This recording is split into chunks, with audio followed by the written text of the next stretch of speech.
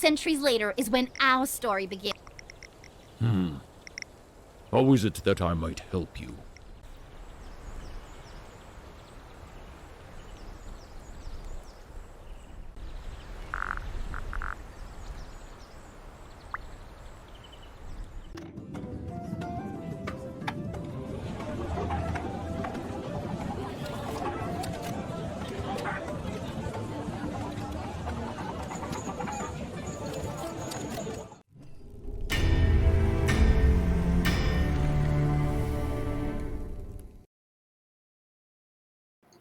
New realm, who this?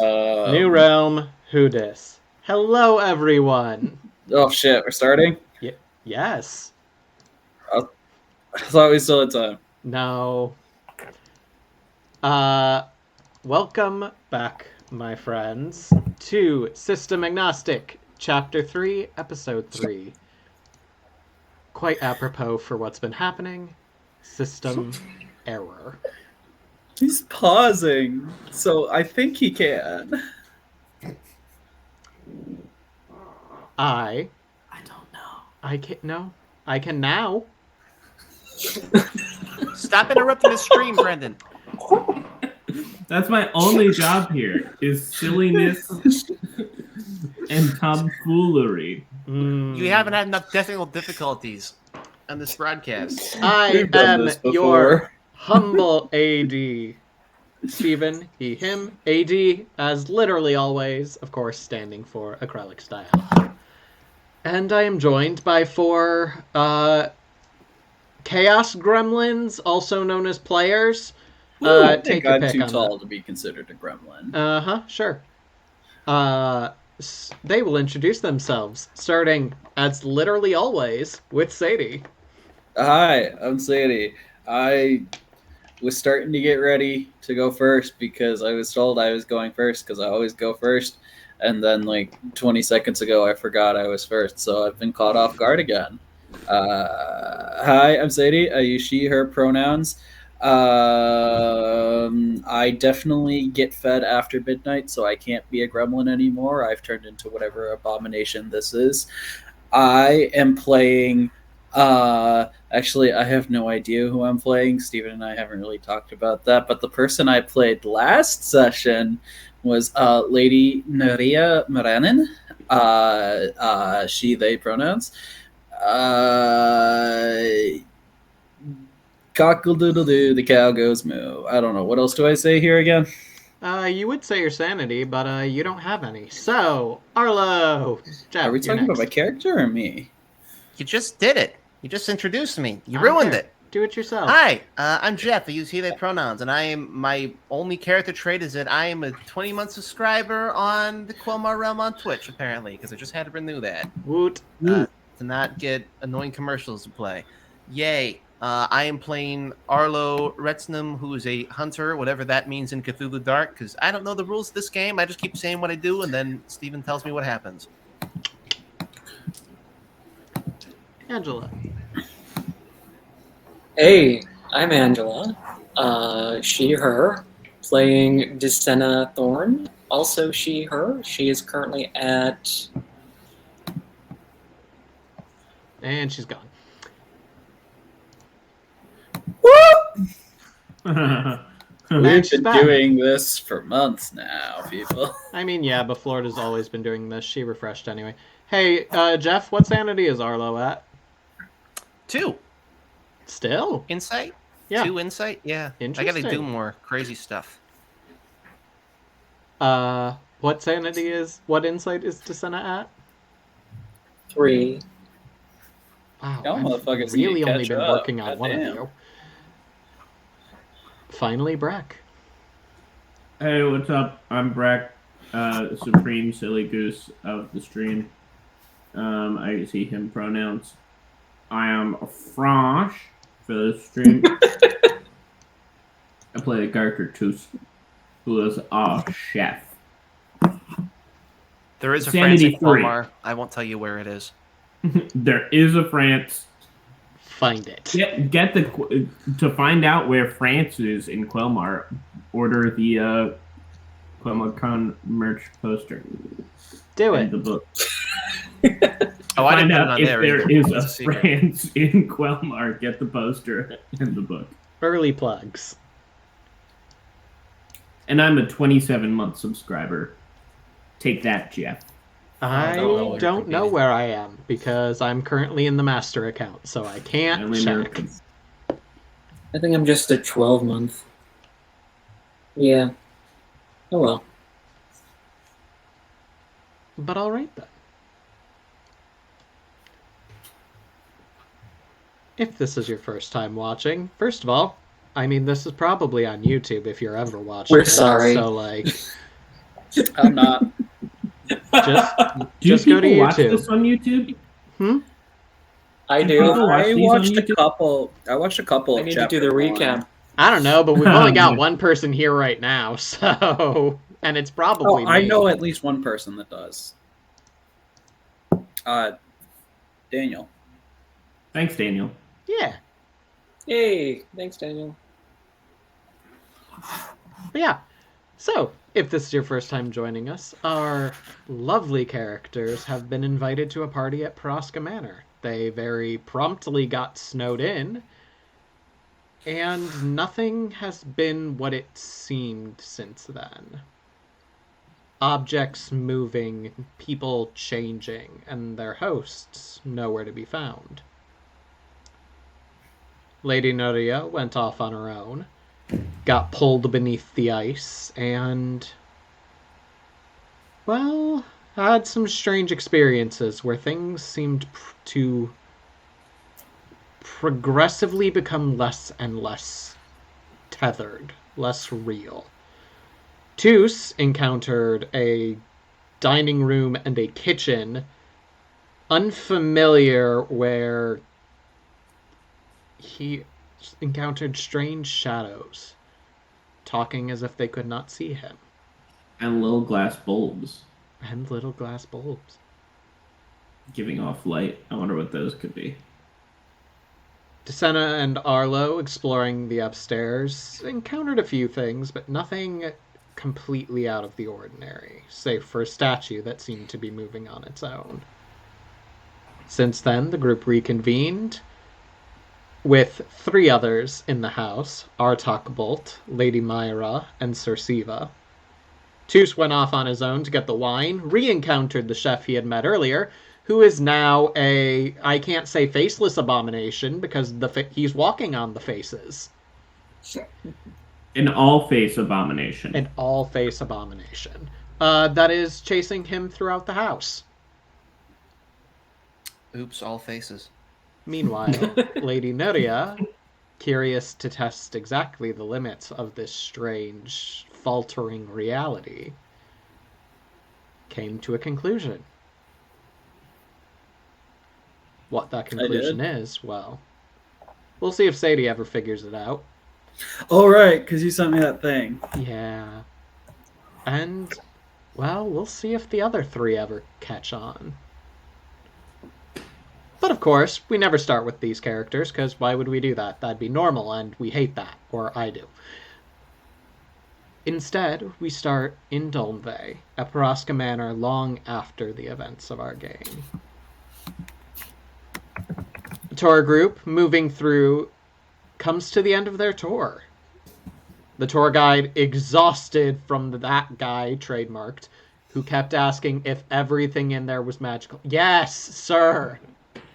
Yes, hello there. I have a question. Yes? Once again, my name is Brendan Lee Mulligan.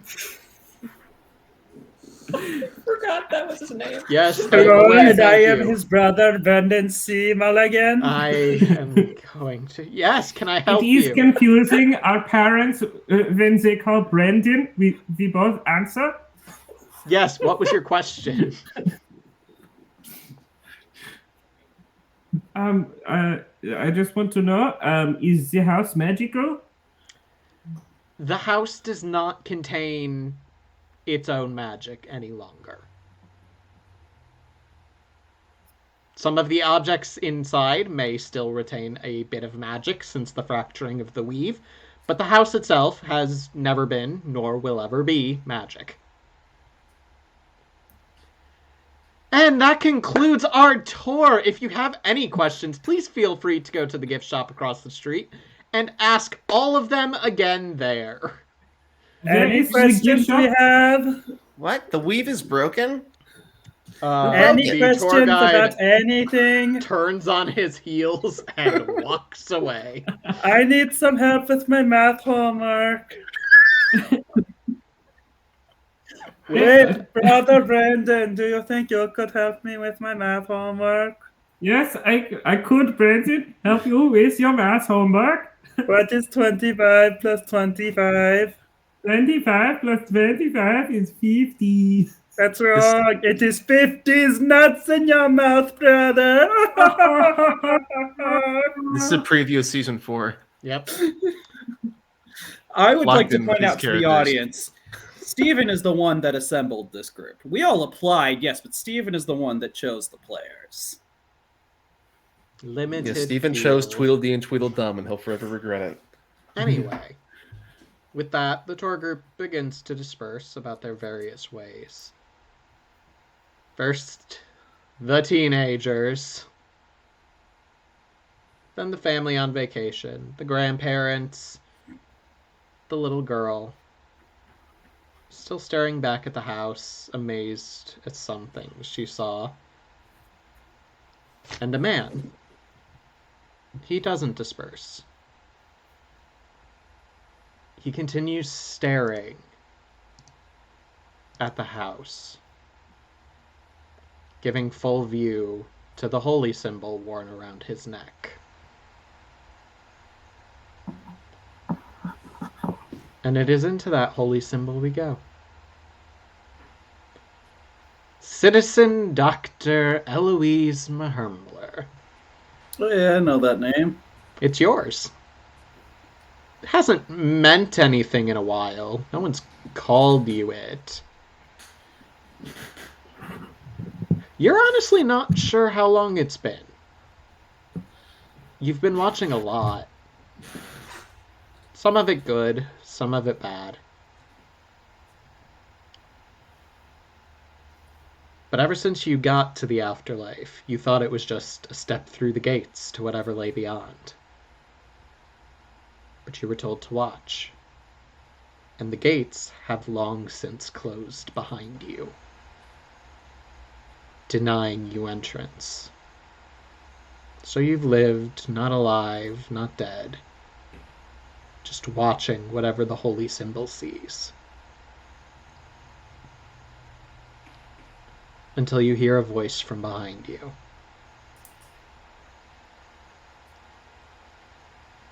She will speak with you now. Fuck, what was Eloise's voice again?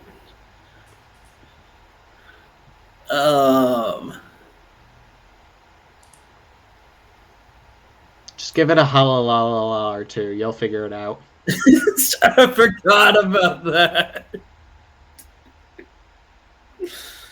Where's James? I'll give him one.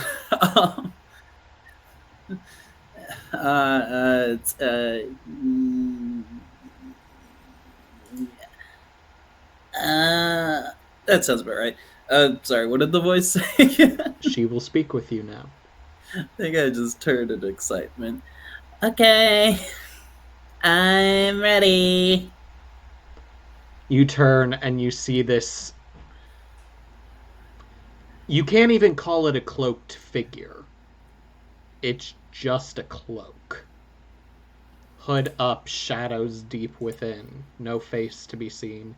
No feet as the cloak hovers above the ground. It turns and begins floating away from you. Do you follow? Yeah, I'll follow. The land goes from this strange, cracked earth as you pass not through the gates, but by them. And as you walk, the land quickly turns to desert. Endless, sprawling. And then you blink and you stand atop this strange dais miles in the sky. Before you, a throne, atop which sits this dark-skinned woman, long dark hair braided behind her. She looks at you. I think very bug-eyed in this moment.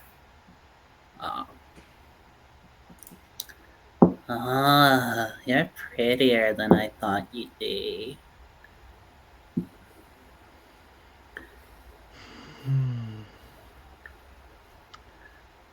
What am I to do with you?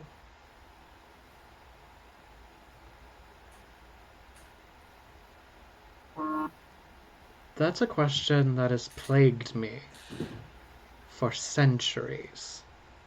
Do you understand that? What does plagued mean? I have been forced to think about it. No answer really coming.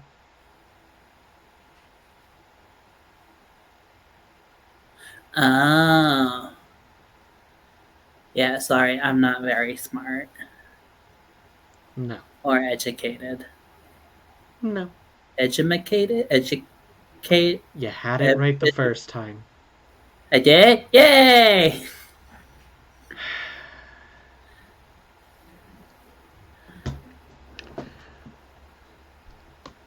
On the one hand, some of the things you have done in my name, well, I'm not going to sugarcoat it, dear. They disgust me. And I am not a creature easily disgusted.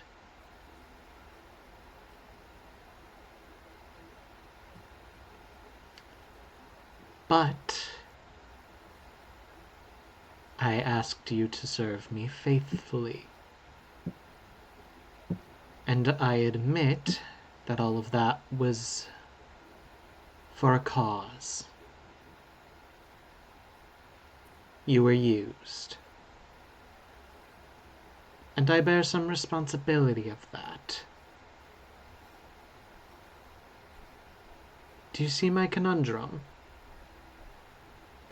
Right, smaller words. Do you see the problem I'm having?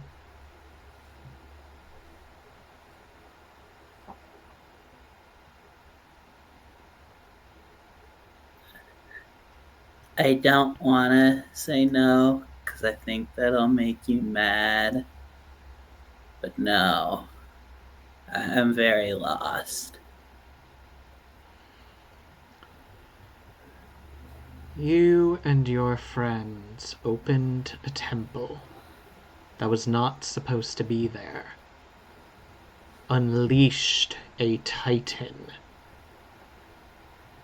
to flatten the world you knew. All of this was set in motion by me and mine before you were even born.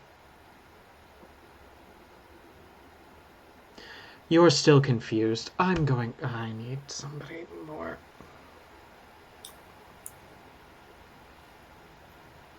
It's been a while since all that happened, so I don't remember a ton of it.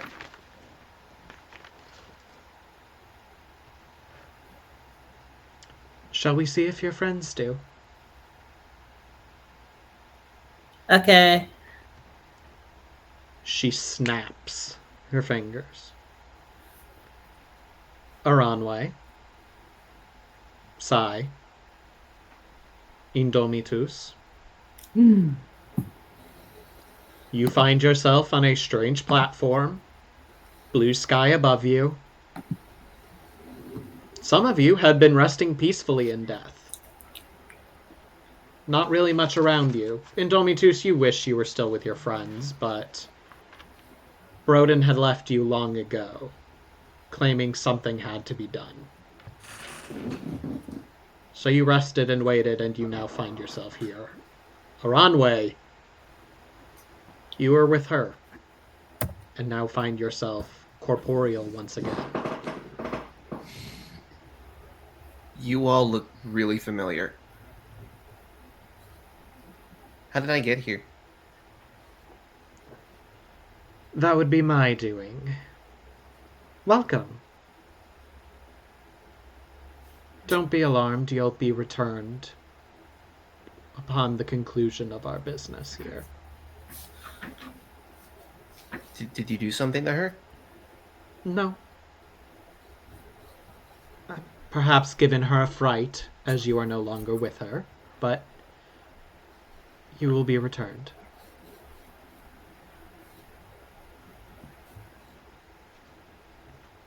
When? What do we have to do? We'll get there. Sai and Domitus, how is your transition? What's going on? Sai is frozen on OBS, so that means she's frozen on stream.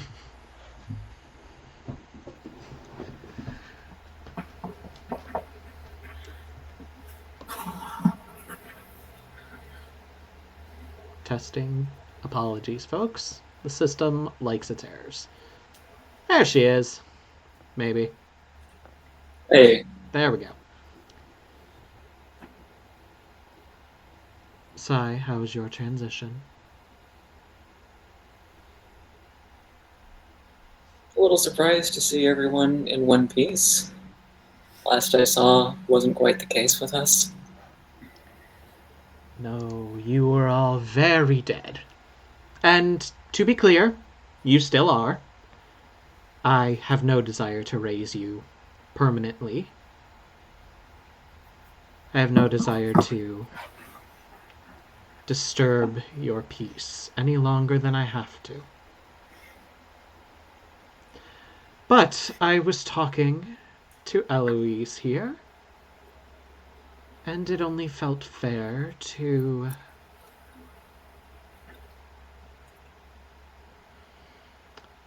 well, I need to apologize, and she's not understanding it. Apologize for what? Everything that happened to you in the end.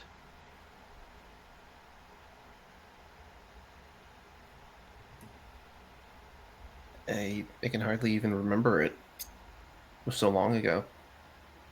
It was. First, Just allow me to introduce myself. I am Amunet. Some call me a goddess of magic.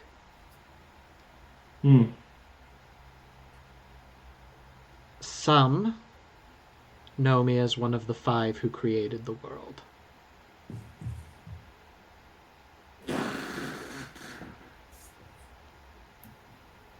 I remember it was text on a wall. We read it in a temple. Something emerged out of the earth and falling. Was that And I you? watched you all die. No. It wasn't me. It was a personification of the one who solidifies.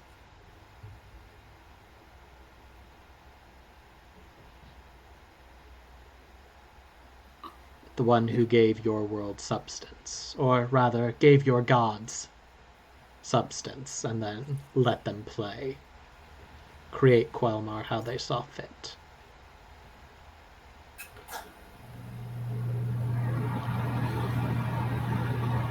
Sai, did we do the right thing?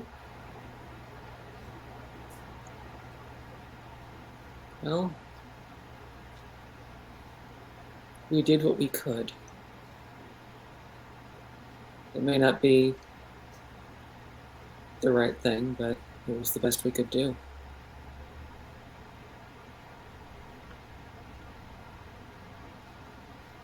And I must thank you, because you all did what I needed you to. Which was? You set events in motion. Made a very interesting creature aware of a threat. And sent it on the path to deal with that threat.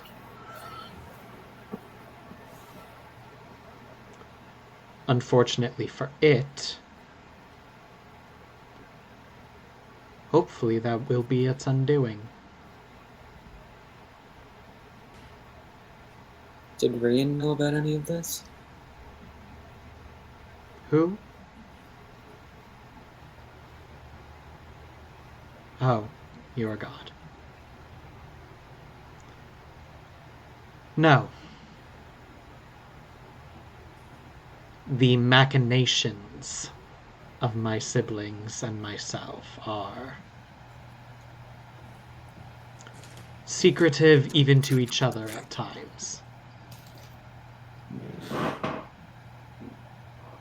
No, I don't think your god was aware. I don't think he could have seen as far in advance as we did.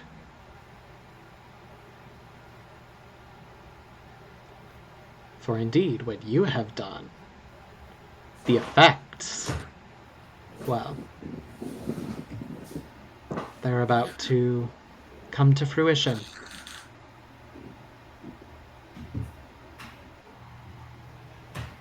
You're God.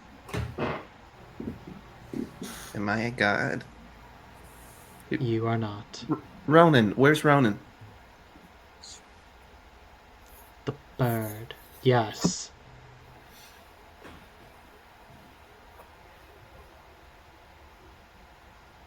He's fine. I can bring him here if you like. If he doesn't mind. I haven't been alone for this long. She looks Wow. over, and you all see this strange floating cloak. Sun beating down on it, does not seem to care. And without a word, the cloak just floats off the side and begins floating down towards the ground, however far down that may be.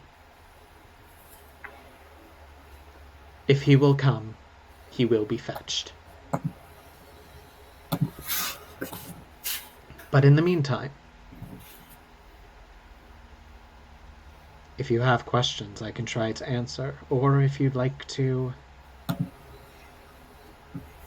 watch as things unfold.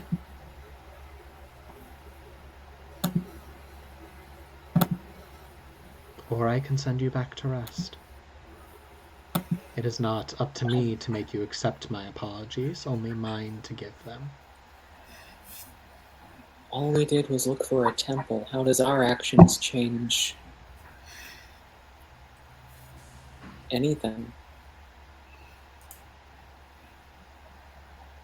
They were seen. They were mimicked. To an unfortunate result. Hopefully.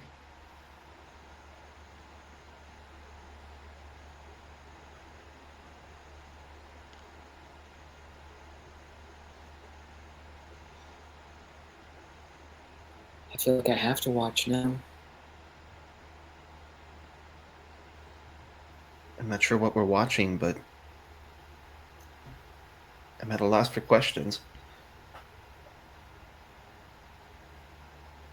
So I'll watch. Indomitus, Eloise, Where is Roden? watching from his own perch. With his protege. Then I will watch too.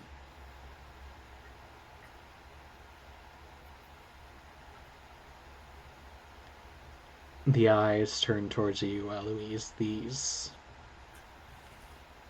pools of liquid gold that just seem to look into you and through you and understand you.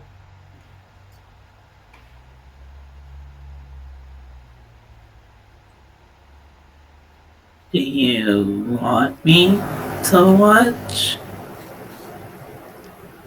You've been watching for a long, long time. If you want to see the conclusion, I want you to make a choice.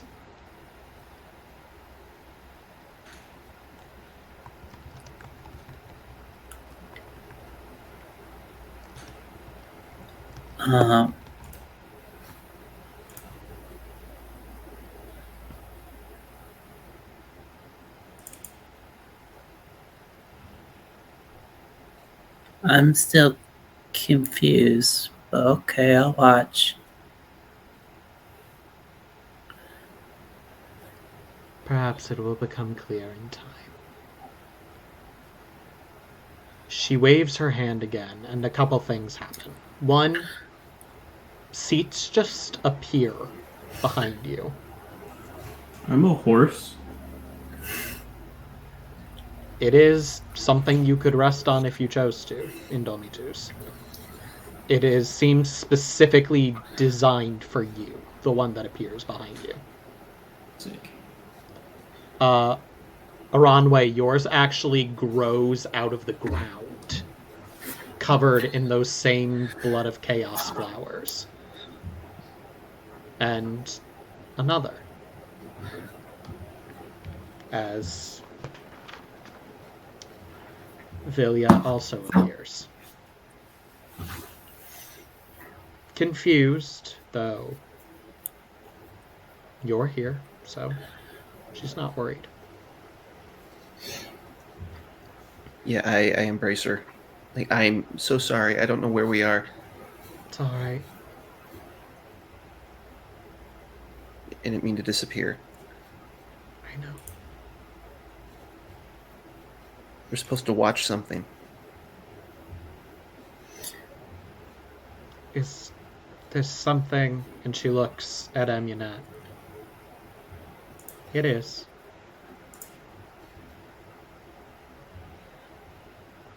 You know what this is?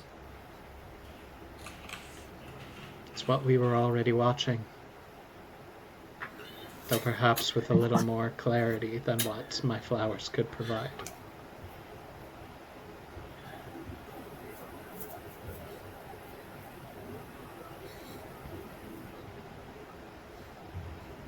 Let's watch it together. Clearer than before. The air in front of you all ripples. And you are no longer looking at this desert landscape. No longer see Amunet. You're only vaguely aware of each other. As you look into what appears to be some kind of study. Most of you aren't super familiar, though. The knoll in that one city that some of you met, the room could be somewhat compared to what he had.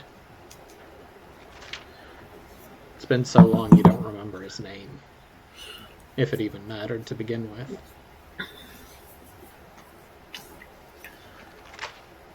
But you look into his study and see 6 individuals. And we move away from you 4. Into 4 of those individuals. Or rather, 3 of those individuals. And elsewhere in the building, 1 running for his life. And it feels only appropriate to start with the running for his life.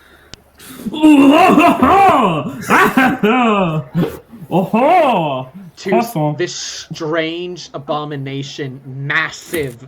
You've heard stories of ogres, and if this is one, it's more terrifying than the stories envisioned. Oh no, I will be trapped and eaten. It's trying to. What are you doing? I'm running. Okay, wait. What's around me? Is it a hallway? Am I still in the kitchen? You started to run, so you're at the entry to the kitchen. You can grab something on your way if you want, or you can continue down the hall. You know where the study is from here. Grab a croissant. I'll grab a knife. You have a knife. And then I run. It is following. I will. Okay. Here's what I want to do. Okay. I want to go to where the hole was behind the shelf because I don't think it can fit through there. So not only do you want to get into the study, you want to just straight up dive into the hole when you get there. Yes. Perfect. Yeah, because I know that's a small space where it can't get. Because this thing is huge, right? Oh, yeah. And I could fit in that hole and it wouldn't be able to reach me? Ish. If you got all the way to the Presumably. back, to the very back of it, you might be fine. We're doing it. All Best right. shot. Yeah, there's a chance of failure in this, of it catching you and trying to eat you. So, go ahead and roll a d6. 2 if you're willing to risk your mind. I'll roll an extra. I got a 5 and a 1. The 5 is my higher one. The 5 is the insight. Roll insight for me. A 4. Your insight goes up by 1. Sick. As How many more sessions of this do we have left? we'll find out. As you are just running. You're not focused on anything. You think you run into a few pedestals. You're not paying attention to what's in your path. Only that the path ends where you're trying to get. Are you going to stick with the 5? Yes. Okay.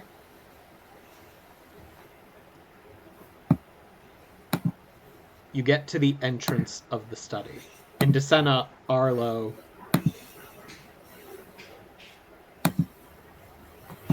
the one formerly known as Nuria. That's me. You and Artak, Myra, and Cersiva turn as the door is flung open by Toos. The hole! Get in the hole! Just as this massive, strange arm reaches in and grabs Toos by the back of the head. And almost just seems to envelop it. The flesh melting around his head to encompass it.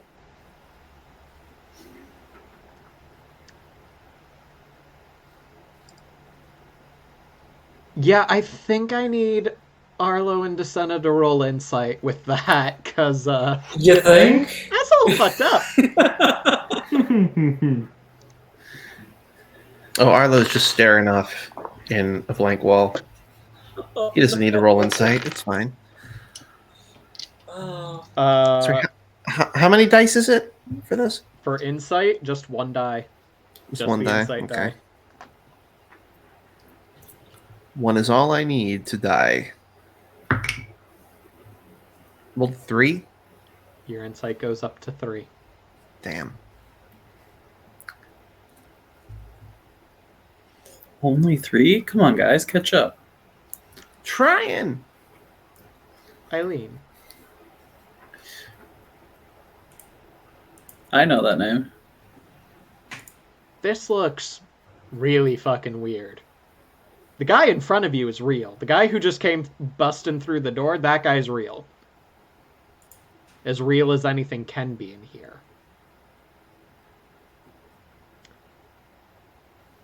The other thing, the thing encompassing his head, is not. But they don't know that. And so to them, it is lethal.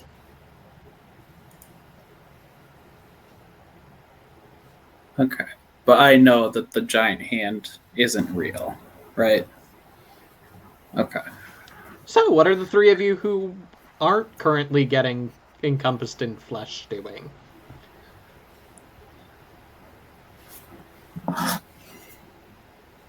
She might be doing some screaming. Just a little bit of scrimmage in there. Artok is 100% screaming with you. Artok is listening to Toos's last order, which is get in the hole.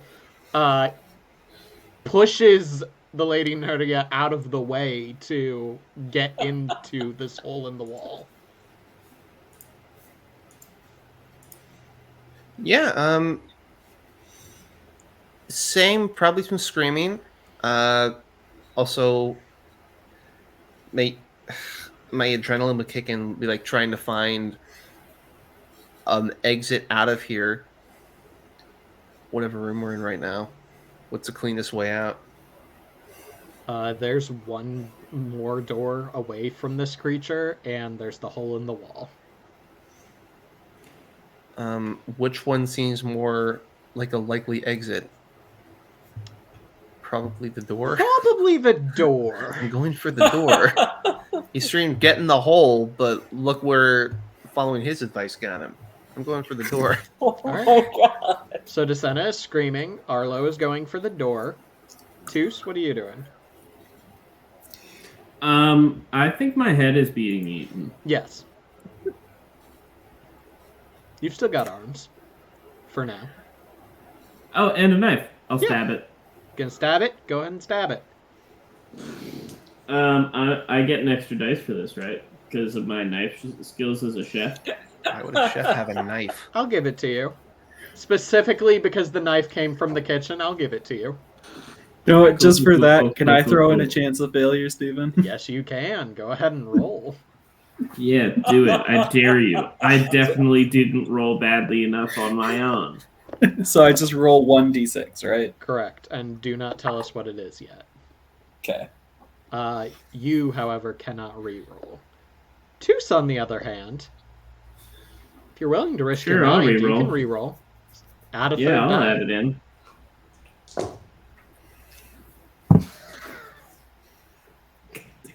Is your insight highest?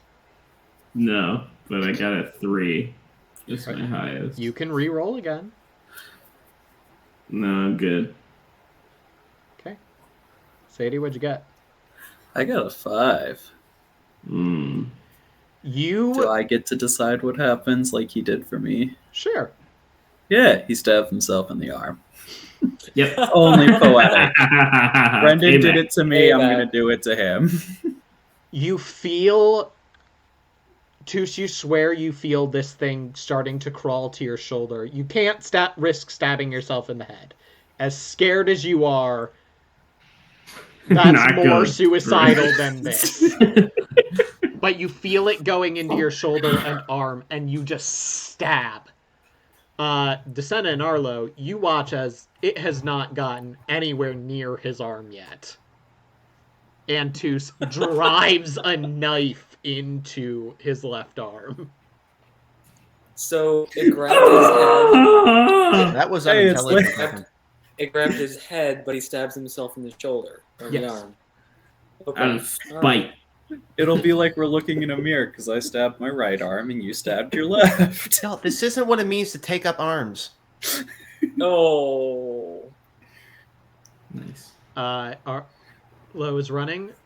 Eileen, what are you doing? Okay, so I'm in this. Am I Eileen now, or am I Nuria? Like, if I looked at myself, would I see Eileen or would I see Nuria? You are Eileen. None of this is Okay. real. You recognize that. You know who you are. Cool.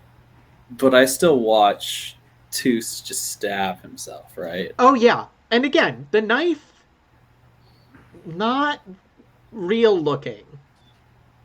To you, it looks like almost a computer's approximation of a knife in a video game. That's probably the best way Okay. I can describe it. However, it's a knife, and you are currently in the video game. Toos is Right. bleeding. Right. Oh no! My chopping I'm How- mentality. How far away am I from the doorway that Toos is in? Not very. Um,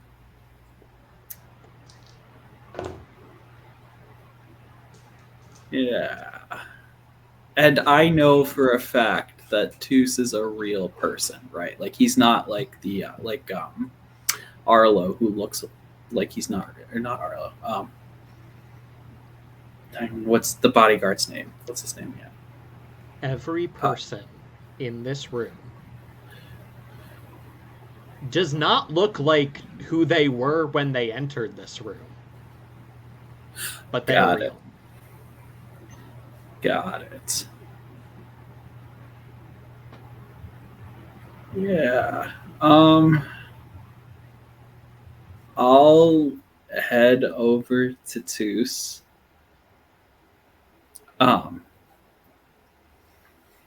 But instead of grabbing him, I'm just gonna kind of like see if my hand passes through the arm of the thing grabbing him. I Or thought if you were it going to say you're going to hits grab it. his other arm. So like if this thing is grabbing Toos, I'm just aiming for the arm here to see if my hand goes through or if it finds solid purchase. Okay. Is this an experiment, or are you trying to help Toos? No, this is an experiment. Okay. Go ahead and roll your insight die. This is a social experiment. Oh, God. I don't know what it means. I rolled a 4. It goes through, but you feel something. Like it's not a clean pass through. Your hand meets resistance before it meets Toos's head. So, But it things does here- ultimately go through. It the does arm. ultimately go Okay. through. You are unsure if it's the anatomy of this creature, as, again, it is melting flesh that is currently consuming Toos. Right. Or if it's, you can see it, you can feel it, it's real-ish, but it's not real enough to stop you.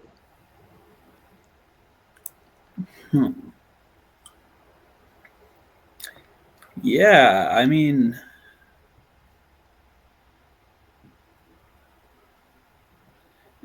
sorry, this is going to seem like a dumb question, but the doorway, right? The doors themselves, when they open, would they open towards me and Toos, or do they open away from Toos and I?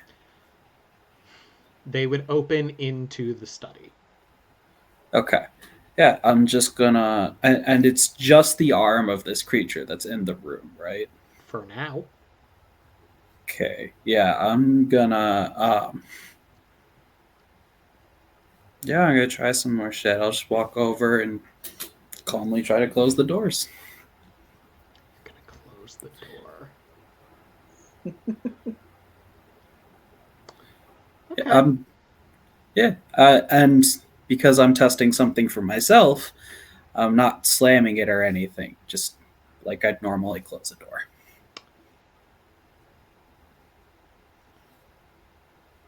You can change what you're doing after I say this. But here's the thing. Toos opened the door. Toos didn't get all the way in the study. Oh, that's my bad. You then. can I close thought the it was- door on Toos. That is No, fine. I won't do that. Mm, I thought do it it. was like he's in the study, and then there's just an arm in the doorway. No, I will. Just I will see change him getting what I'm eaten going and to go. do then. Yeah. But he thinks it's real. Bless you, Jeff. ×4.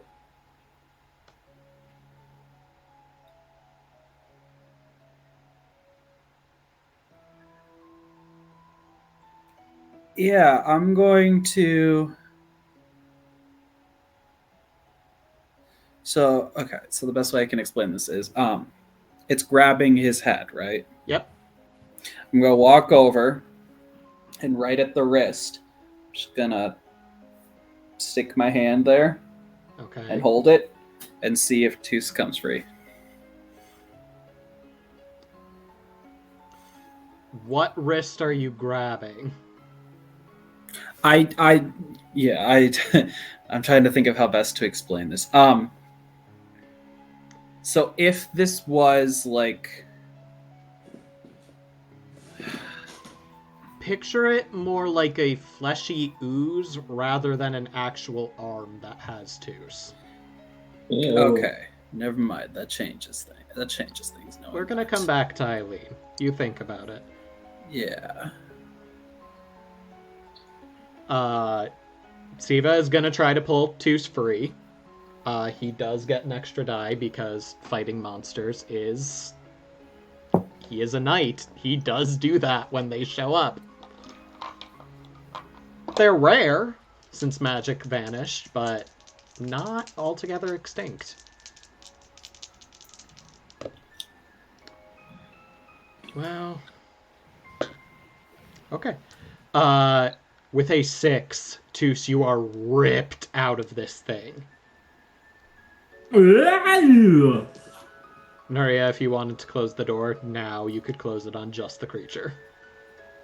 Yeah, I'll do it. But I also want to...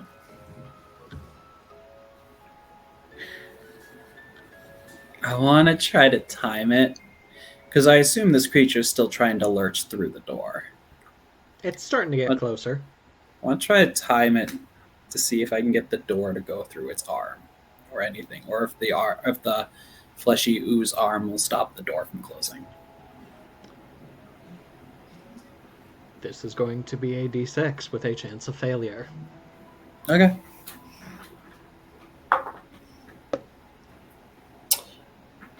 Do I tell you what I rolled? If you want to keep it. Yeah, I'll keep it. I Actually, rolled a 5. you can't re-roll anymore. Never mind. No, What do you get? I rolled a 5. I also rolled a 5. So So here's the thing. It stops it. The door meets resistance. It can't push it all the way open right now. You're kind of locked in this stalemate. But it is very much in the door frame. Arlo, you throw your door open. Mm-hmm. Are you gonna run? Yeah. I'm gonna yell back when I get the door thrown open. It's like, what are you doing? Don't engage ghosts in their own manner. In sprint. You sprint out. Deseno, what are you doing? Okay. So she sees Toos is free. Yep. Toos is bleeding. Yeah, there's a knife in his arm. Not much. Which, to be fair, he did to himself, and I'm sure she saw that too. But she also saw Nuria. How successful in shutting the door, or not successful at all? It's like half open, half closed. But to them, it looks like an ogre's arm? They don't see an arm. You didn't quite time it right. It's against the door, trying to push its way in. And no, it looks like a fleshy ooze that is trying to consume. Alright, has Toos moved at all away from this thing? Not since Siva pulled him. Okay. Yeah, she's gonna try and... I'm assuming she still has her scarf. Would it still be, like, wet from the snow? A little bit, but not... Like, you haven't been She in would here long probably- enough to fully dry, but... She would probably try to use that to either, like, try to help stop the bleeding, or... I mean, I don't know where it's located. It's in the shoulder or the arm? Arm was the word given, so arm is where it is. Okay, yeah, she'll tie it around the arm and try and stop the flow of blood. Okay. You don't completely stop it, but you do kind of limit the blood flow for the time being. How? The minute she... Oh, Go ahead. I'm gonna say the minute she does that, she's gonna try tugging him in the direction that Arlo went. Toos, what are you doing? I'll let people drag me wherever. Okay.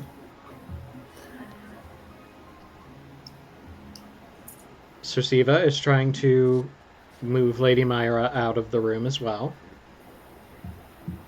Eileen, what are you doing?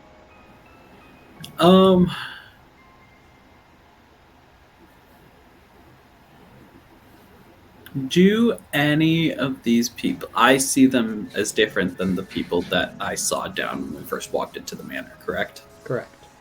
Do any of them look like Andy? No. Okay. And then remind me, we're in the study, which is on the second floor of this manor, right? First floor. No, we're on the first floor. Okay.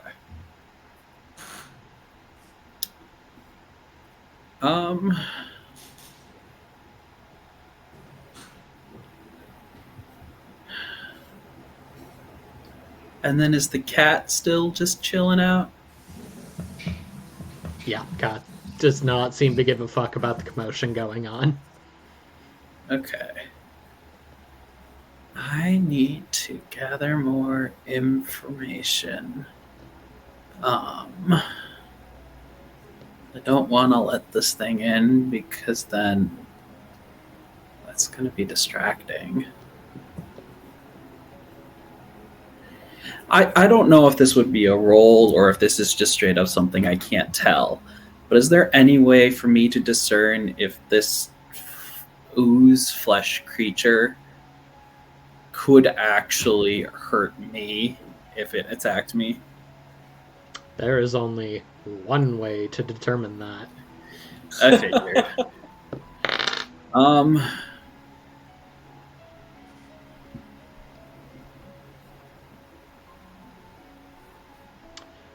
0. The cat's already magical.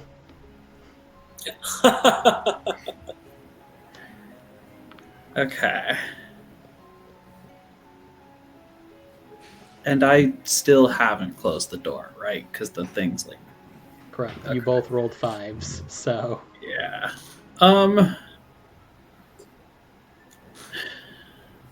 I don't know what they're seeing, so... Kelsey, I'll think about it.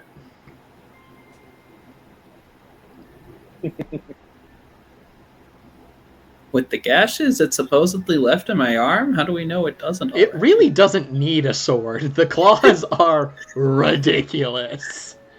Okay, I will, I'll say fuck it to the door. I want to walk back over to the fireplace where I dropped my kitchen knife. Mm-hmm. Can I pick up the knife if I try, or does my hand just go through that as well? Do you want to pick up the knife?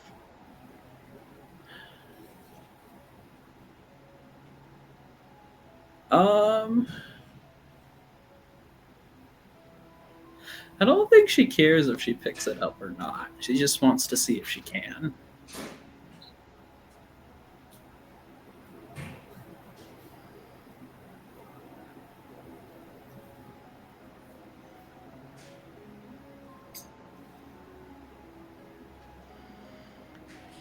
It's a strange situation. Roll a d6. 1. You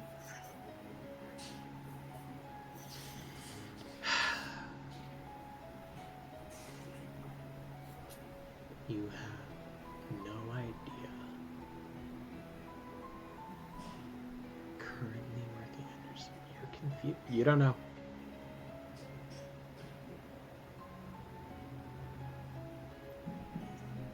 don't know.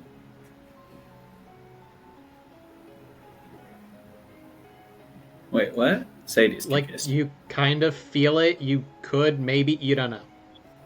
Oh, okay.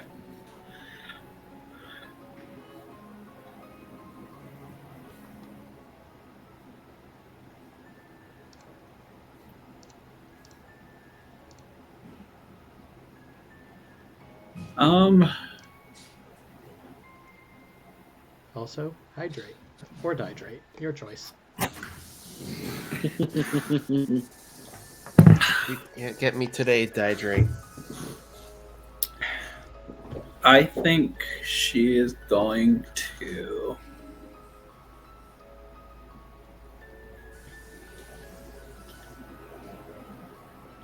try again to pick up the knife, but no, actually, she's not gonna do that. Never mind. You think about it. Yeah, I need. In the more time. meantime, what the rest of you see, Nuria has stepped away from the door, and this thing has crashed its way in.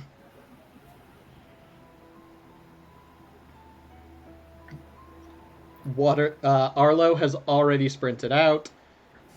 Desena is currently leading Toos, so once I get her back on screen. Desena, what are you doing? I missed what you said. Nuria stepped away from the door, and the flesh monster is in. Ah, yes, running with Juice towards wherever Arlo went. Siva and Myra are running after, which leaves Lady Nuria and Artak in the room with it.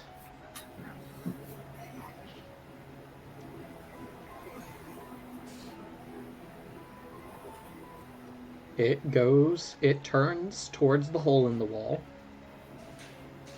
And Nuria, you watch it kind of slurp through the hole. And then you hear muffled screaming. As it's starting to make its way through the hole, can I, again, not giving real thought to the knife, but trying to focus on getting this thing's attention, I just instinctively try to pick up the knife and throw it at it. Do you want to pick up the knife? Yes, in this instance, she would want to. Roll a d6 for the throw. There is a chance of failure.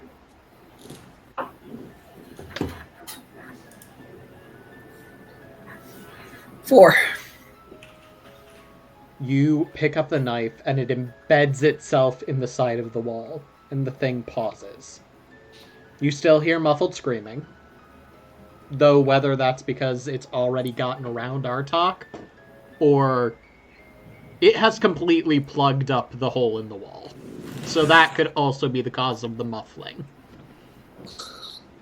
Got it. Slowly pulls itself out and doesn't even turn. There are now just eyes opening on the back, staring at you.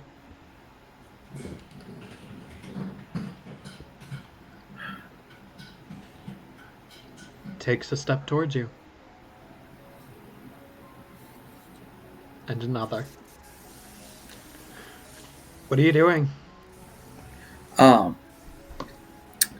Can you come back to me? I need to check something on the document you sent me. It wants to eat you. If I don't have the time, that's fine. I am going to...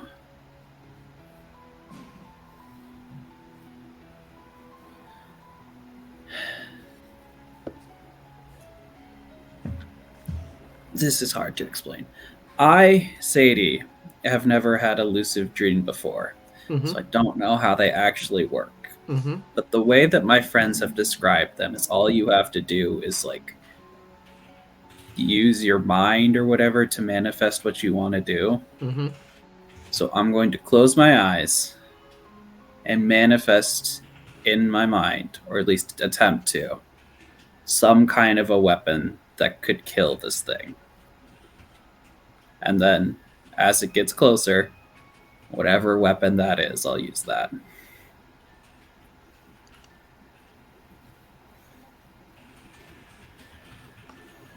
Okay.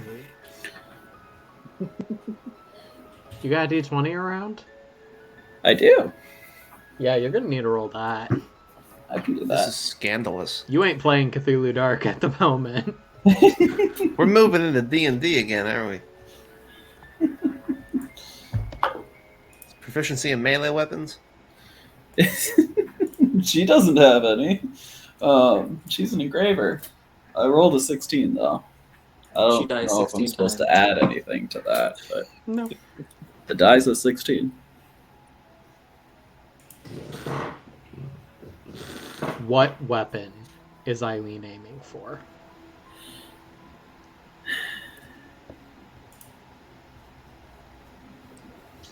Probably just like some sort of like holy enchanted sword. That's probably the first thing that pops in her head. Interesting choice. All right. You feel resistance. You feel everything is fighting you. But when you open your eyes, you're holding a sword. Interesting. Has the creature reacted at all to the now sword in my hand? No, it is fully trying to just plow into you. Okay. Yeah, I'm just gonna swing at it. I've never wielded a sword in my life, so I don't particularly know where or how to aim it. But You I know swing it. generally side to side. Yep, you swing it more or less like a baseball bat, just making sure the sharpened end is, perpendicular to the thing you're trying to hit. You know enough to do that. Yep. And you slice through it. Almost like butter, and you watch the top part slough off of it. And then they both start moving.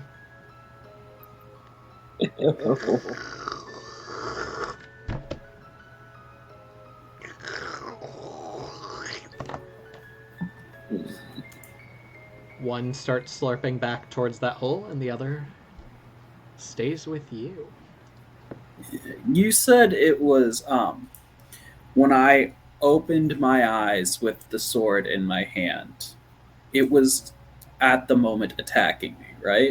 Yes. But I didn't feel like it was hitting me or anything. It hadn't gotten to you. It was right in front of you, about to plow into you. Got it. Okay. And now one half is going for the hole and the other half is coming for me. Correct. Okay.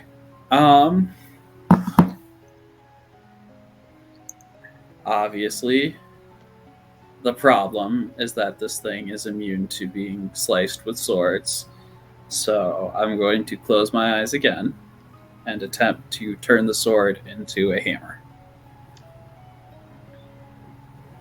This thing does get around you as you close your eyes. And you feel pain.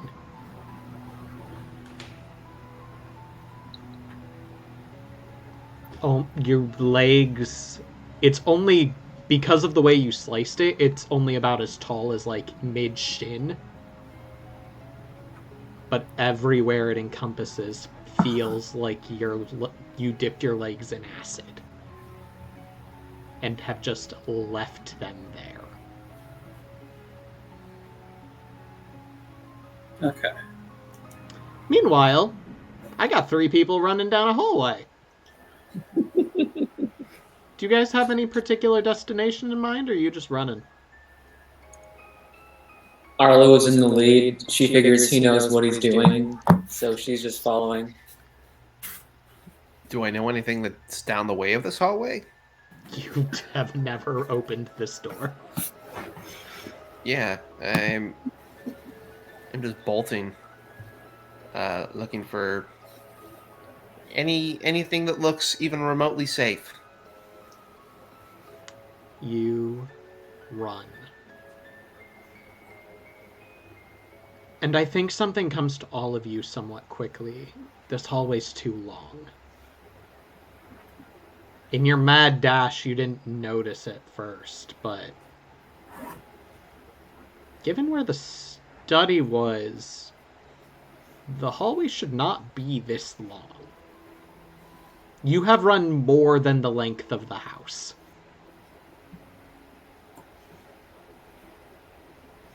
Doors all around you, mostly closed.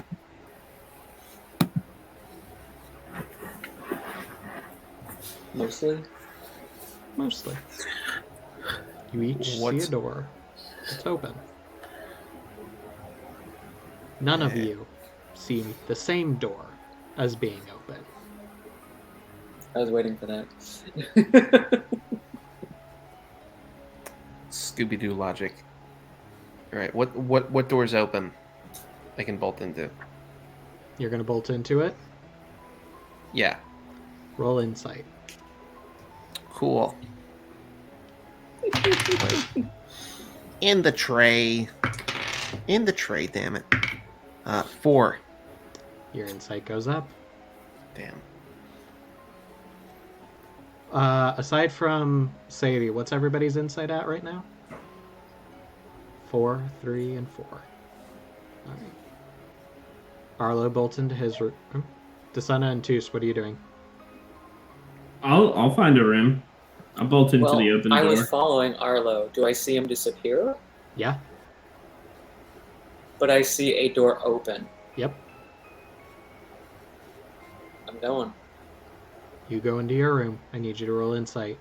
Toos, you dive into your room. I need you to roll insight.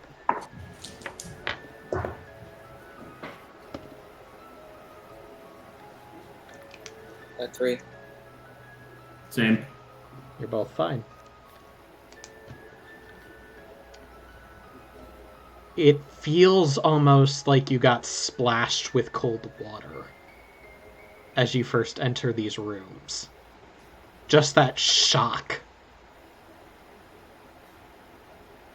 And Arlo, you notice it is definitively colder. You are freezing almost. It's uncomfortable. It's not to the point where, like, you feel like your body's in danger, but it is severely uncomfortable.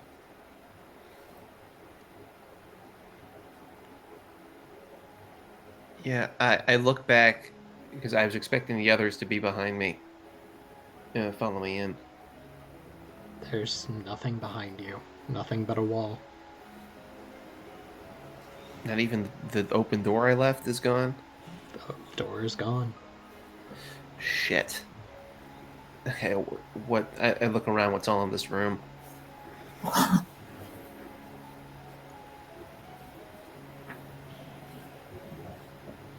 You look around. And at first you mistake it for your sister's shop.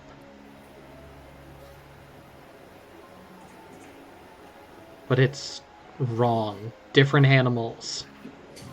Completely different setup. Not to mention there's no windows.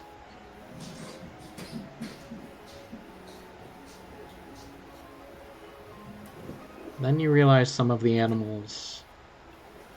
Oh, those aren't taxidermied. Those are moving. Those are just alive.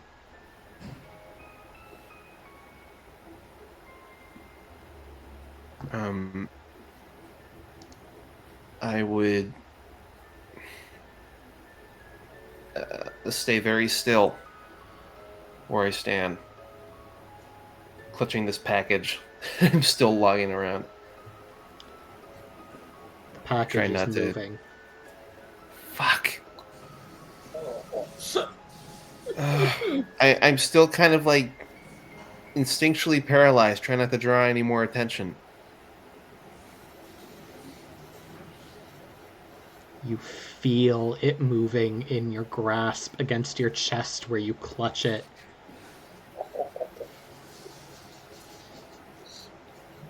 You think you hear the tearing of paper. Not Shit. like it's being ripped. Like something sharp is shearing through it. That's. I'm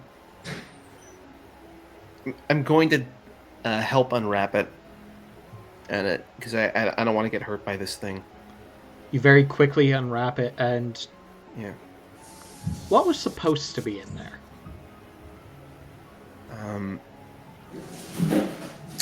It was a taxiderm of a red-tailed hawk. You see what can only be described as the shattered remains of that taxidermied red-tailed hawk. In its place, a very angry looking black, shiny, purplish black cat. Beat to shit. Part of its tail missing. That you swear you just left in the study. Drop it.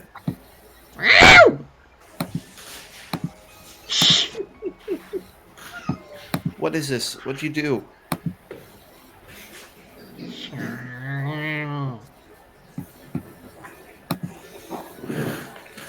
Say actual words. You're clearly not a normal cat.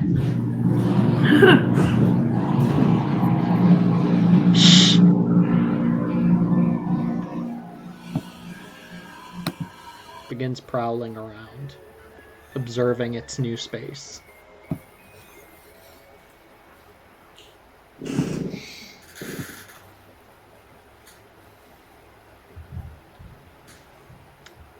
I say out to it again. These things are alive. Be careful. You watch as atop another shelf, a scaled hand begins to wrap itself around. Almost if it's pulling whatever's behind it.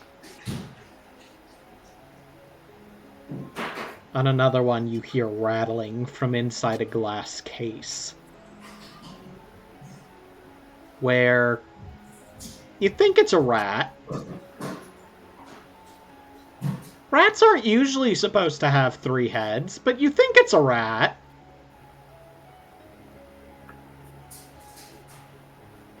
Oh no, that's more than 3 heads. That's 2 heads on each. That's about 6 heads on that rat.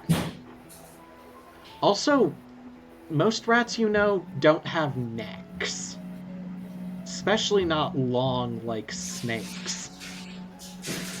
That's probably not a rat.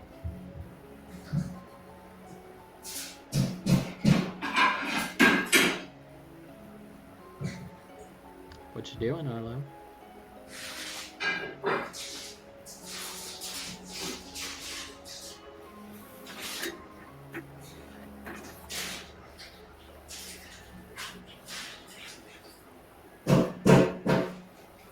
What you doing, Arlo? Oh, sorry. I didn't realize I was muted the whole time. I was like, I'm gonna try and bargain with the cat. It's like, what is the way out of here? You got to know. This is not normal.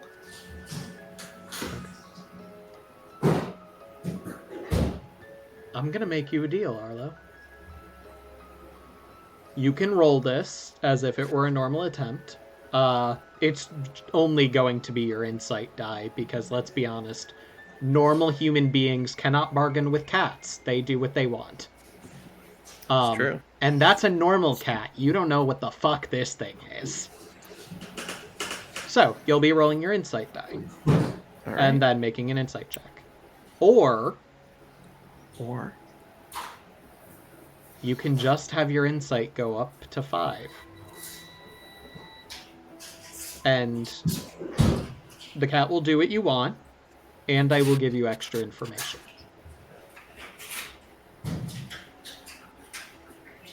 Yes, that one. Always curtain number 2. Your insight is now 5. Arlo, you're staring at this cat like, show me the fucking way out of here. And it stares at you.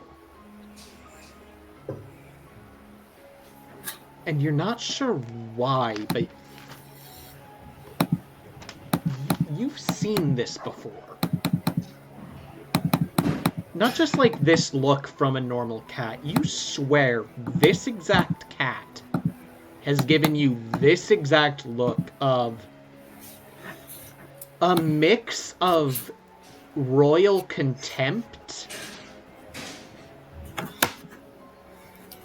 with a small underlying tone of pleading.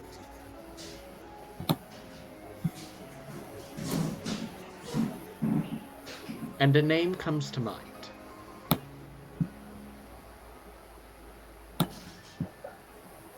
You have no idea where it comes from. You have no idea why, but you know it belongs to the cat.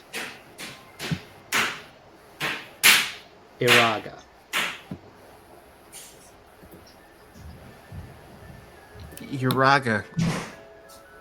Iraga, what do you need me to do? How do we get out of here?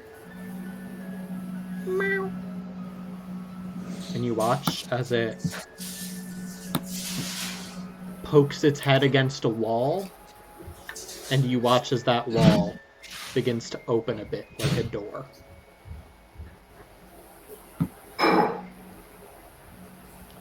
Arlo, you are very ice.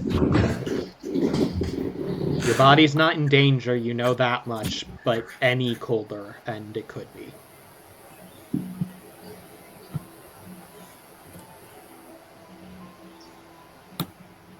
But it's showing you the way. You're muted, by the way. Oh, sorry. Yeah, I say let's go. We're going. I travel through the doorway. You travel through. Desena. You're somewhat cold. You dive into the room. You are alone. It's dark. You know nothing followed you in. There should be light coming from the hallway, and there's not.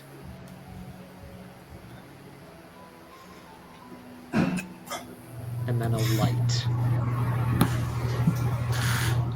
This glowing fungus lights up next to you. And then another. And then 3, and then 5. Until it's like there is a glowing tunnel of fungi around you.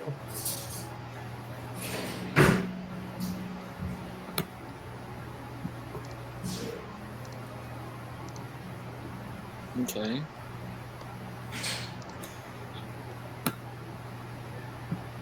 I mean, does it seem to does it seem to lead in a specific direction?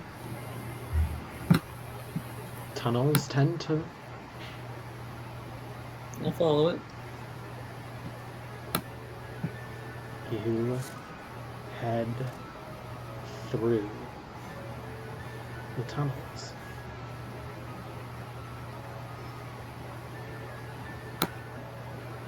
You are walking through.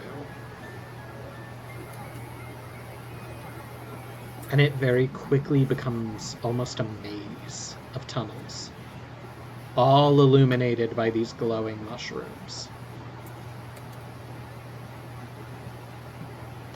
You are gone again. Gotta love Florida. Don't refresh.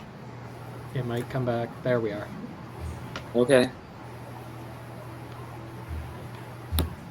And it almost feels familiar, though you don't know why, and you swear you hear like the scuffing of shoes on concrete. But it's always just around the corner. just ahead or behind? What are you doing?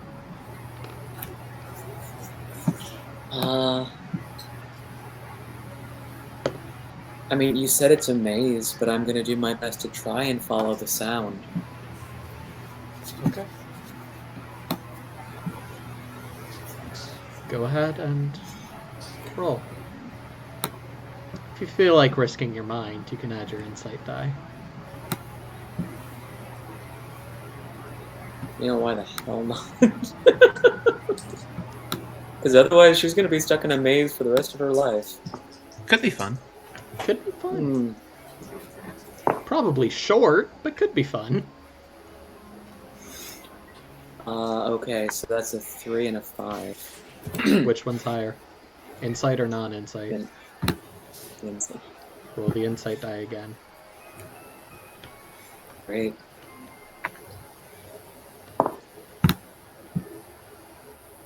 That's a 5. Your insight is up to 4. No, it was up. It went up to 4 earlier. I held up 4 fingers when you asked. Oh, I didn't know that. My apologies. I thought it was 3. So it goes up to 5. You are freezing.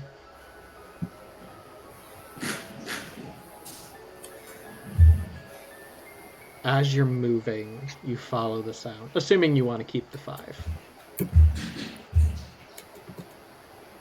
If it's gonna get me where I need to go, yeah. You're moving through, you're following the sound.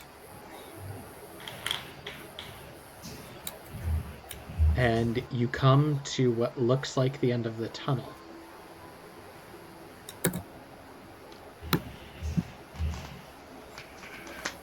Although you're not outside, you're staring at this large canvas screen or wall just stretched out in front of you.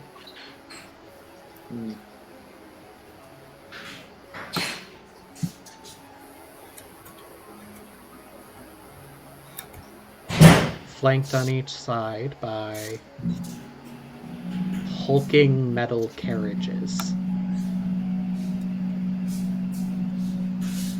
Strange looking. Nothing you've seen before.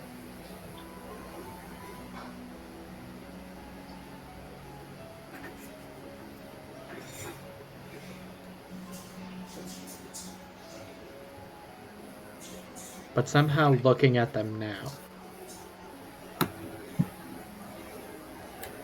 this evening's been so weird, so strange. Parts of it didn't always feel like they could be happening. They couldn't be real. Subconsciously or consciously, your mind rebelled, but looking at these things now, these are real. You don't know why you get that feeling. You don't know why you're so certain. But these are real.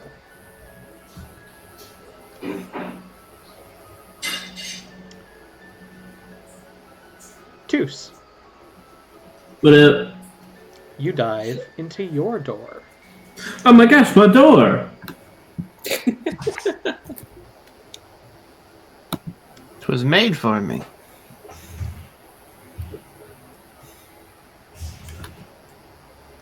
You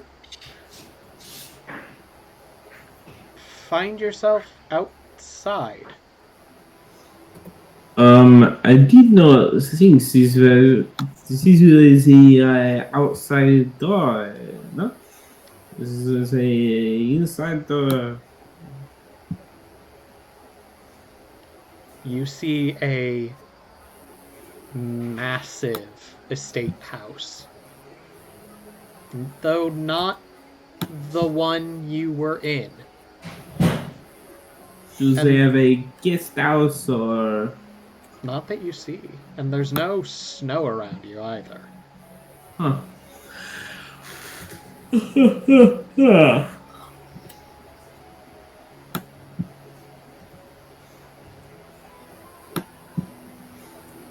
Are there any monsters? Or am I alone? You seem to be alone right now. Cool. I sit. You just sit in front of the house. Yep. You sit. That's not house sitting, man. Does it start to get dark? Once it starts to get dark, then I'll go to the house. You kind of decide, once it gets dark, I'll go to the house. And then you realize it wasn't light to begin with. Mm. Cool. I get up and go to the house. But what does that mean? What time of day is it? It looks middle of the night. You don't see stars, no moon, no nothing. It's just dark. There's some lights in the house and one on the porch. And So that's it's the nighttime. only reason you can see anything right now. Gotcha. Thought it was day. Maybe. Cool. Hello. Hello there. I am famous chef. Tus. You may have heard of me. I have come to in search of a place to rest my head for the night. I will make the dinner. Come on in, Hello? the door's open. All right. You step in and are greeted by a sight you didn't expect to see. Almost like a tavern, but with weird kind of... some kind of fabric on the booths.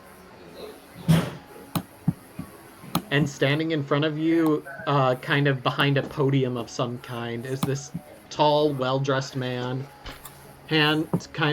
Arm resting on the podium, head resting on his fist. Well, hi there. Welcome to Stucky's. Table for one? Boo!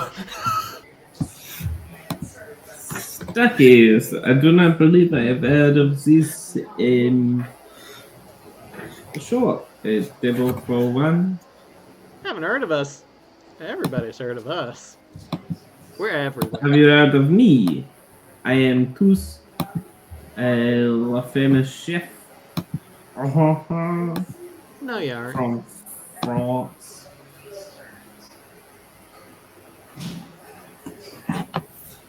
No, you aren't. But that's okay. Table Is for one? this, yes. Can I get you some drink? Special, maybe? Sure. I will have this Ducky special. Everybody does. You feel glass hit you in the back of the head. I need you to roll insight. Got a 3. Cool. You immediately go down, hitting your head on the table. Cool. Eileen, what are you doing?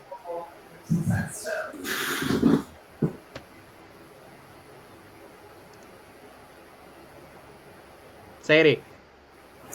Sorry. I lost some thought. What's up? What you doing? Yeah, did I turn the sword into a hammer? Roll. Roll a d20. That's a 19.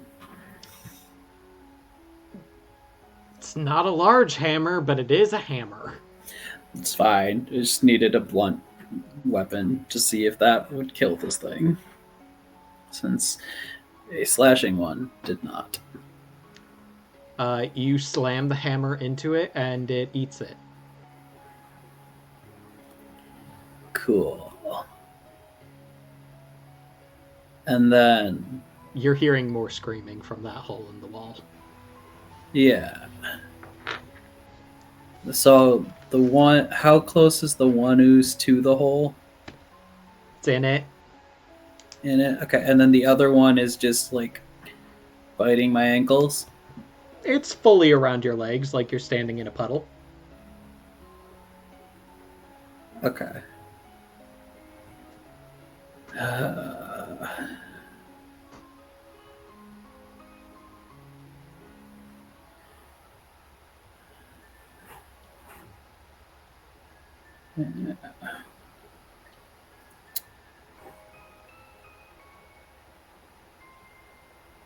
All right.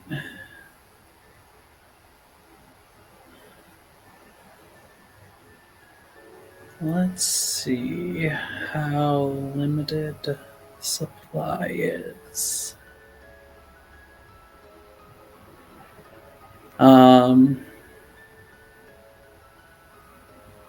I'm just gonna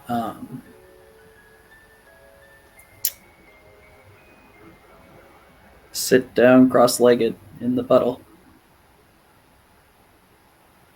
Any particular reason? Testing something. All right. It hurts. You're starting to lose consciousness. Yeah, that's fine. Just gonna keep sitting. Okay.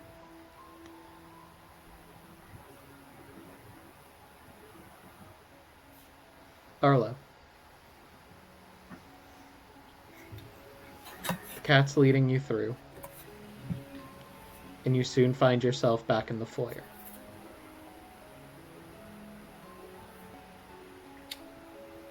I see if the statue's moved again. Not only has the statue moved, it is radically changed. The wings of this creature are gone. The hair is ruby red. Almost looks like it's actively on fire. That's cool. Arms are crossed and it is sitting down.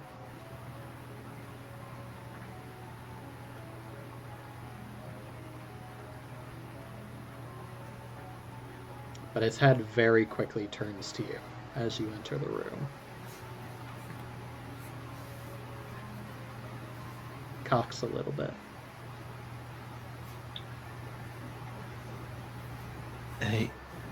I didn't mean to interrupt.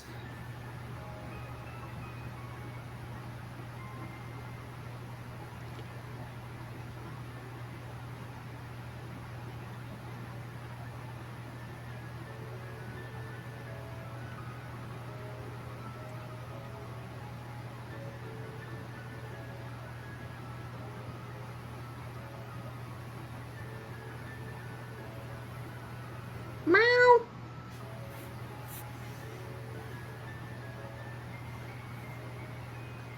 What do I remember the cat's name is?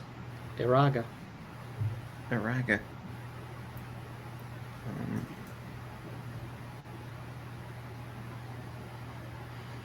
Araga, do you know who the statue is? Meow.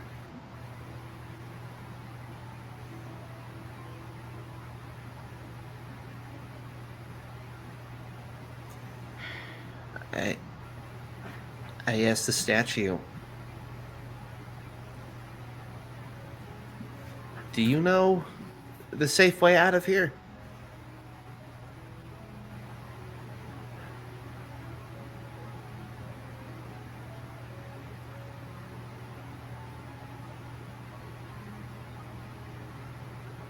Did you point me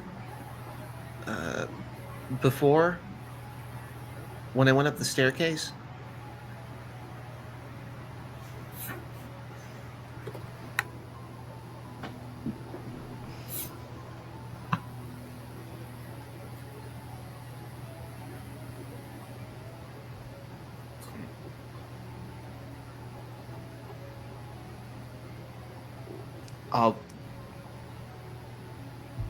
I'll ask directly. Where should I go next?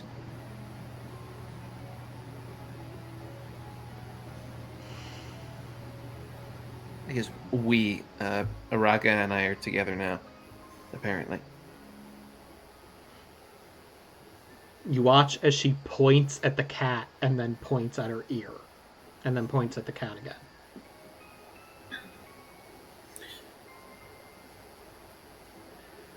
You can. I can hear the cat meow.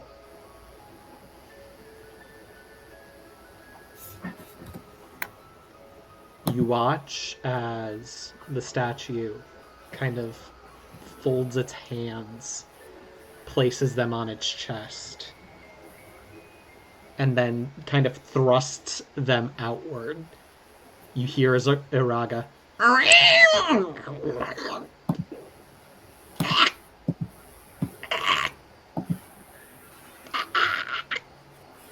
I try and scoop up the cat because I think it's being hurt.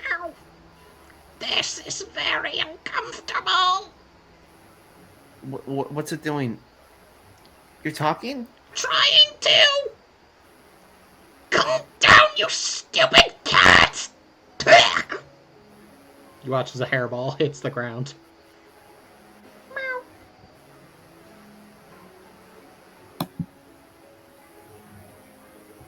I hold the cat and ask her, how did you do that? Are you looking at the statue or looking at the cat? The cat. The cat's the one who talked. You watch kind of in the periphery, the statue's moving. The cat's just looking at you. All right, I look up at the statue. You talked through the cat.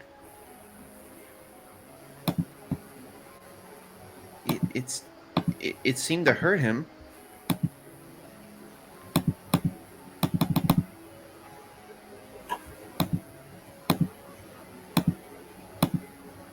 Is there something? Is there something you need to tell me that's important?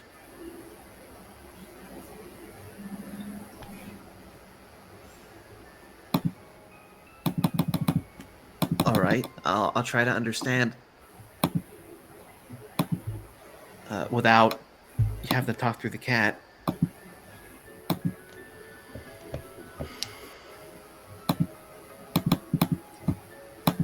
Unless you really have to. I don't know. I was never great at charades. I used to play it as a kid. She points at the cat again and then points down. I put the cat down. You watch as she again begins moving her hands, and at this point you start understanding one thing about this. You're not sure how, but the statue is doing magic.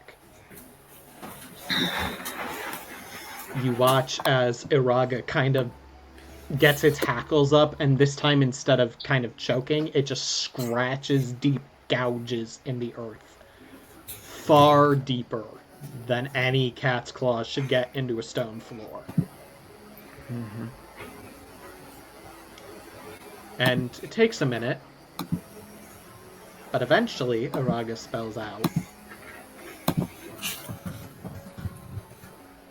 "Do you want to know the truth?"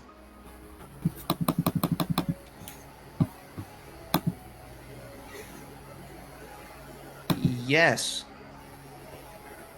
I didn't know I was living a lie.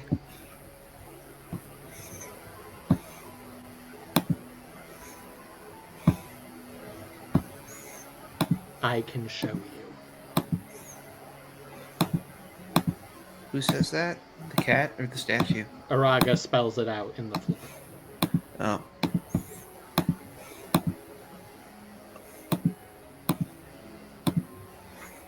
Oh, all right.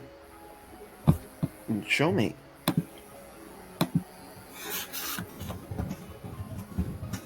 Iraga spells out one more word.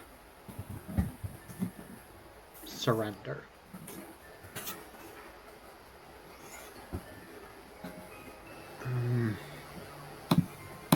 And you watch as the statue raises out a hand, palm up.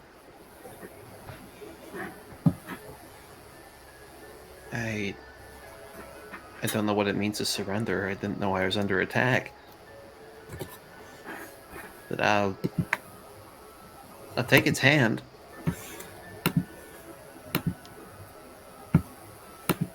It wraps its hand around you, and you begin. You feel the cold, and you begin to feel something trying to invade your mind. Are you gonna let it, or are you gonna fight it?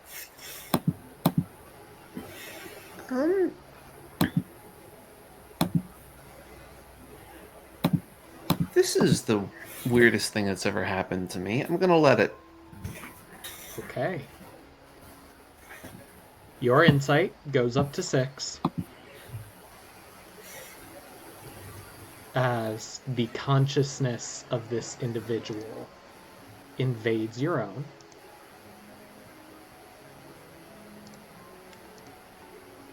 And you quickly become aware that, technically speaking, Arlo is not living a lie. Arlo goes to Paraska Manor, deals with a party that far stranger than it should have been, but at the end of the day manageable, and escapes. But then again, you're not really Arlo. And Jeff, if you go to Facebook, I just sent you something to read on Messenger. Yay! I'm not alone anymore. Excuse me. I have a friend. We'll come back What do you to mean you have a friend? We'll return to You'll Arlo find out. in a bit. Desena. You hear a click from behind you. The mushrooms go out, and you are still bathed in this bright white light as the screen in front of you flares to life.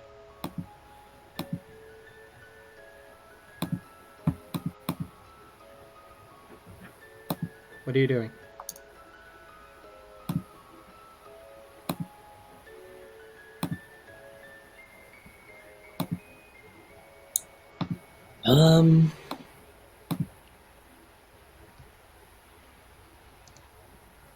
So what exactly is flaring to life in front of me?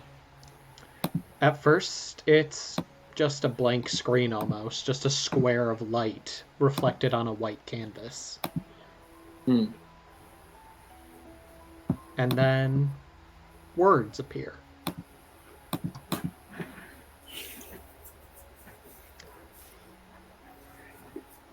Zentalia presents the truth of how you are currently living.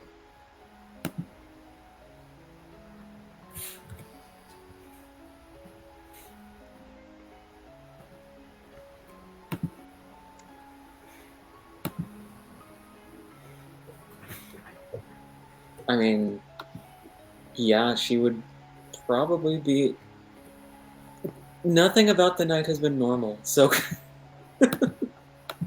If this is going to tell her what the hell is happening right now, she would probably look at it. Okay. What's your insight at? Now it's at 5. Alright. Just checking.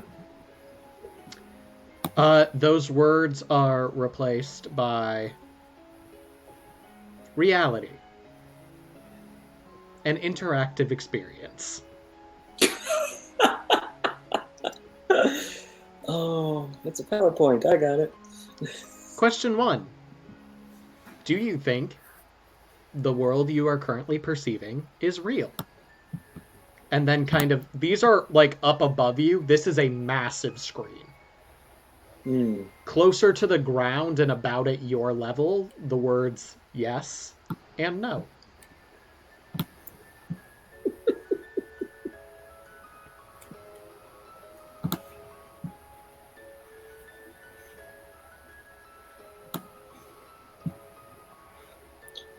I'm sorry. Can you just repeat the question one more time? I'm going to be that student. Do you think the reality you are currently perceiving is real? All right.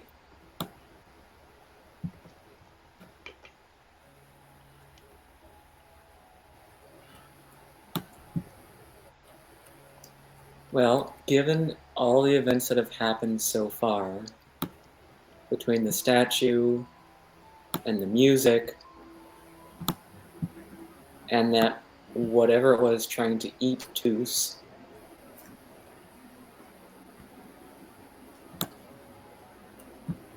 yeah, I'll go up and I'll touch no. Within the light, the question and answers disappear, and there is just a flare of confetti that fills the screen. Yay! We're understanding each other.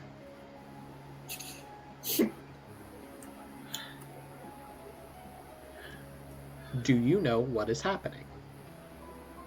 Yes. Fuck no. She, not even a question, she just immediately touches fuck no. Yeah. A third answer does appear, and it's just regular no, but I think we stick with the current answer.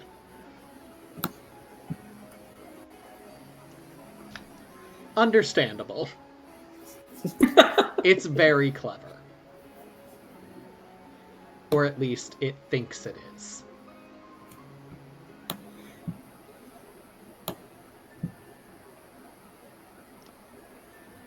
Do you know what an acrylic styala is? Yes. No. A whoosy what now?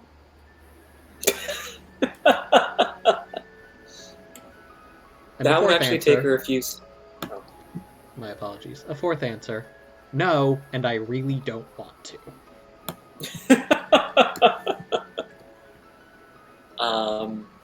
Okay, she would actually take a few seconds to try and figure out if it was anything she had heard or learned about in her studies. I'm going to assume no. You would be correct in that assumption. She's going to choose the who's he what now option.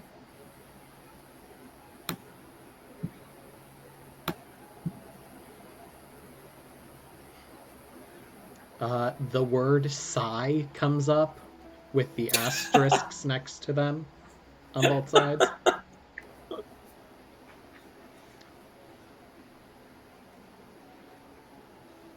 Understandable. It's not supposed to exist here.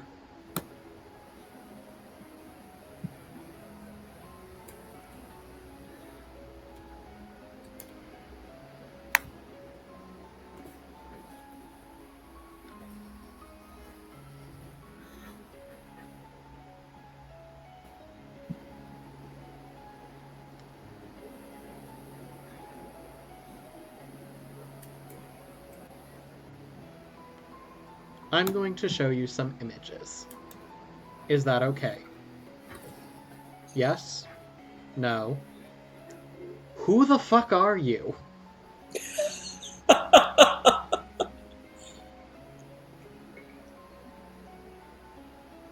Without hesitation, she will choose the third option.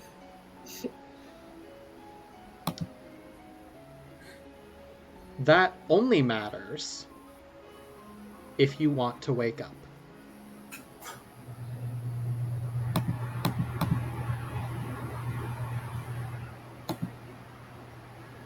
Do you want to wake up? Yes? No? I'm asleep?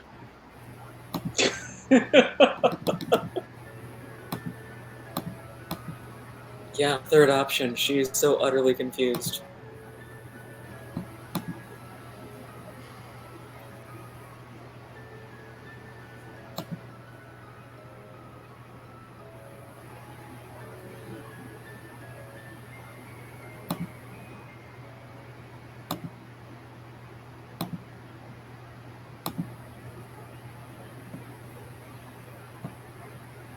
You can choose to be ignorant.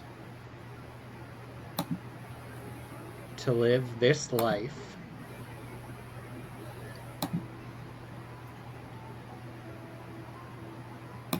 deal with unreal perceptions until the end. Or you can wake up. And maybe, in the end, go home.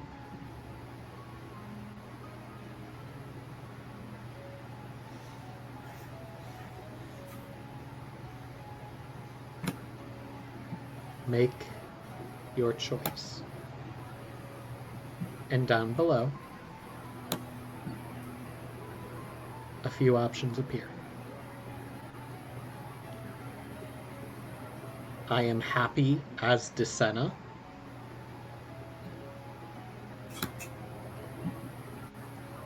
Can I be someone else, please? Help me wake up.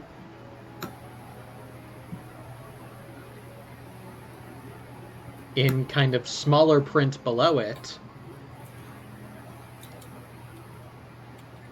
this choice cannot be undone. We'd recommend saving. It's not possible.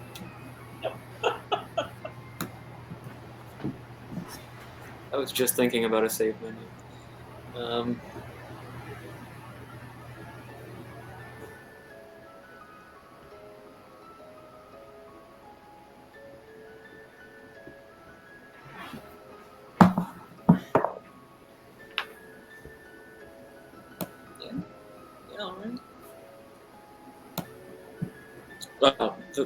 What was the third option? Help me wake up. Who's going to touch that? Help me wake up. Your insight goes to 6. Hmm.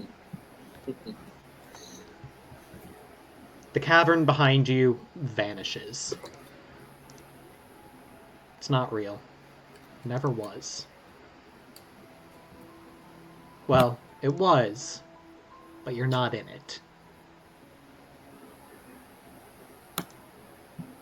You don't know where you are.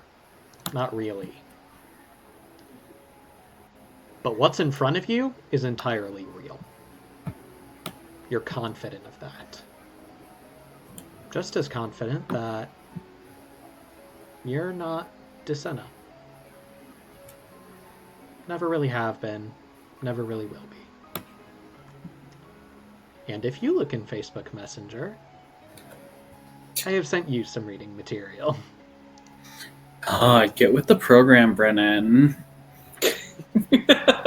Which, I'm gonna let you read that, brings us down to Toos. Your insight's 4? Bonjour. Oui, oui. You pick yourself up, fighting back to consciousness.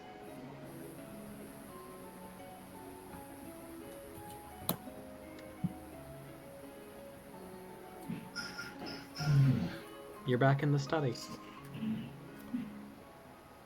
Oh No no. monsters. No friends. Just you. And a fire that doesn't seem to be producing any heat. Ah, no.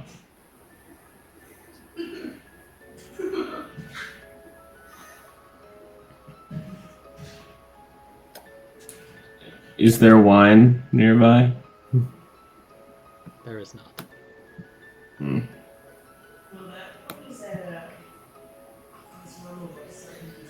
I'll go find. Is there anything to drink nearby? You don't see anything. And looking around, either they cleaned up during a monster attack, or you're in a different study, because there's not a knocked over bookshelf. Hmm. Is it snowing outside? There's no way to tell. No windows. There's no windows in this type? This is an interior room? There are no exterior walls in this room. Interesting. Or at the very least, if there's an exterior wall, there's not a window placed into it. Hmm. Cool. I'll sit.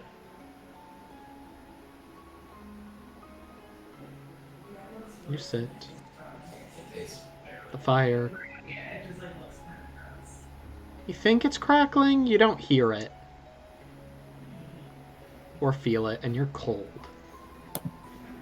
You're very cold. I look around for a blanket.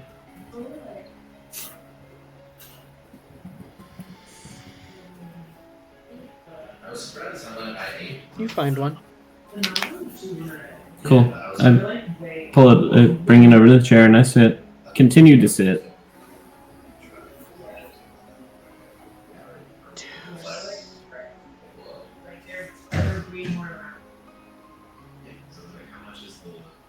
Deuce.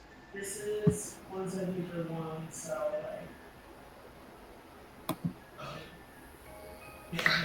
so I keep sitting. which like I've done with the Trader Joe's ones also on price since I've definitely done with that. Two. I keep sitting, but visibly nervous. Toos, toos, toos, toos, toos, toos, toos, toos. Cool, I'm gonna snuggle in deeper to the blanket. I'm just gonna wrap it around me, nice and tight. Hope that the ghosts go away. Are the ghosts gonna go away? Toos, toos, toos. My goal here is to see how long you, Steven, will let this go. How long can I have my character sit and do absolutely nothing?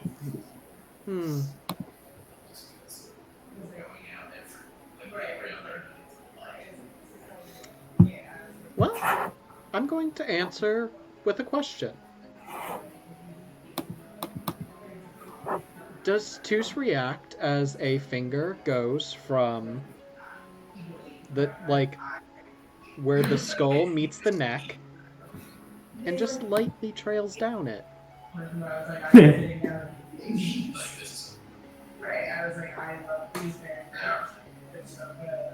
Hello?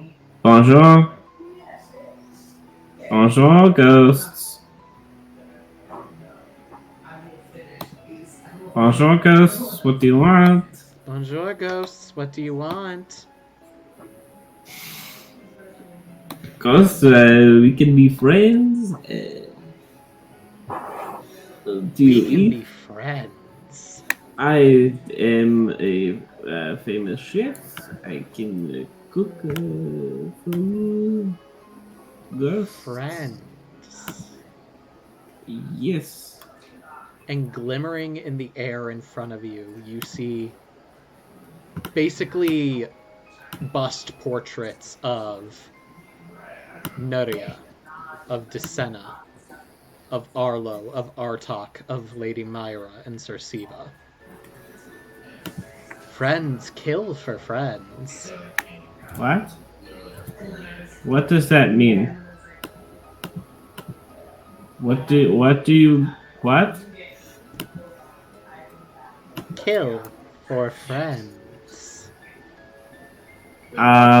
So you kill someone else for me because I am friend. You feel a hand lightly rest on each of your shoulders. You kill someone else? You kill someone else? No, I killed no one because I am chef. Chef kills friends. I don't think I killed anyone. Okay, ghosts. Okay. This is fun. This is fun, Ghost. Ghost is fun. I'm going to leave. There is a thump in the side table, as there is now a meat cleaver embedded into the wood. Yep. Goodbye. Goodbye. I grab the meat cleaver, first of all, and then I leave the room.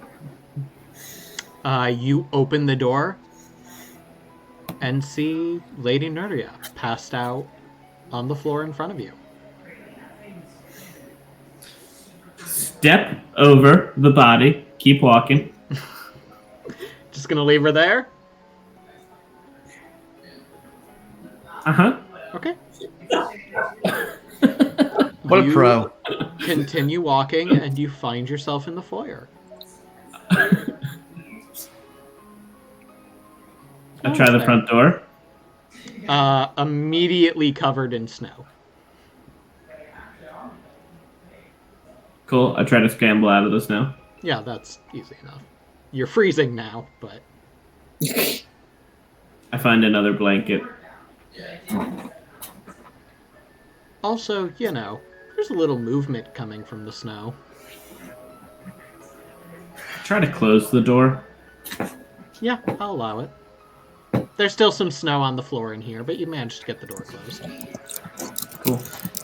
There's Don't need definitely a any- hand coming out of that snow, though. Cool. I'll walk away.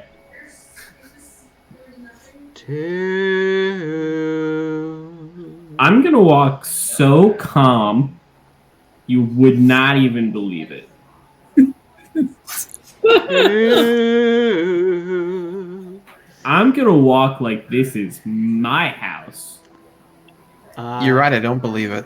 You feel a breath, like somebody is lightly blowing on the back of your neck.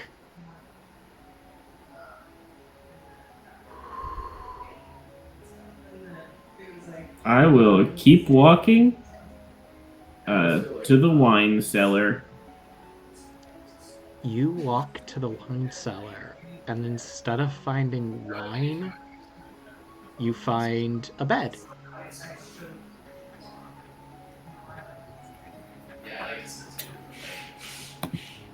I check underneath it.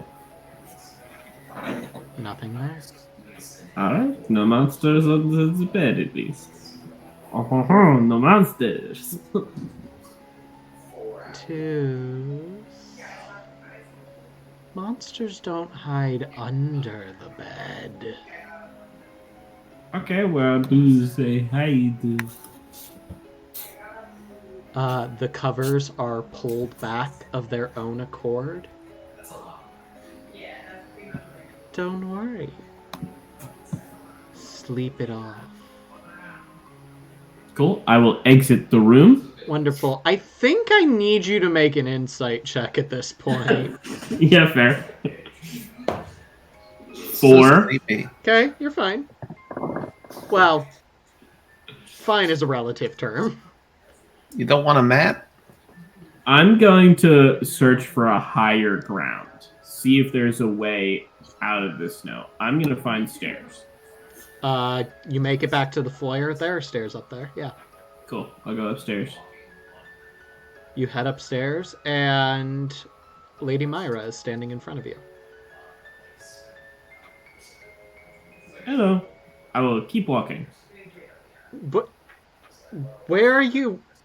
What is happening? I do not know. Where the fuck? Some of the others I did, I believe. One of them I saw as a body and kept talking. So Who are you? I'm a chef. Goodbye.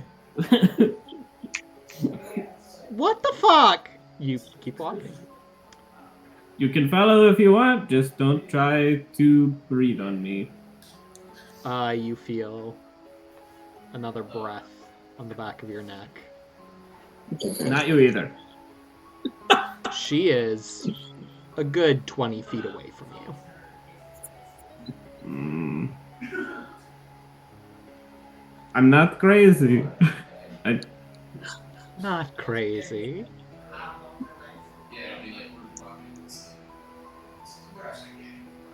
Not crazy. Cool. I'm going to keep walking. Wake up. I'm going to walk to the attic. You find your way to the attic. I find a window. Very large. Is there still snow? Still snowing. But I can see above the snow? C is a relative term. There is a thick layer of frost on this window. I will bust the window open. I'm getting out of this house. Roll a d6. Who here thinks there's a chance of failure? Please Just a let this be small thing. one. Just because I want to roll, I'll put in a chance of failure. All right. Anyone else who wants to put in a chance of failure, please feel free to roll. We'll take the So, highest. I'm gonna risk my sanity on this one. Wonderful.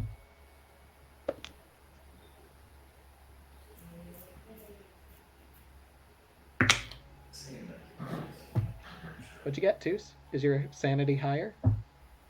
Yeah, and I got a 6. Okay, so the number 6, but go ahead and roll insight. 3. Okay. Getting out of this house, Steven. I rolled for I don't chance of care if failure. it's not real. Did anybody else roll for a chance of failure? Yeah, what does it mean if I rolled a 6?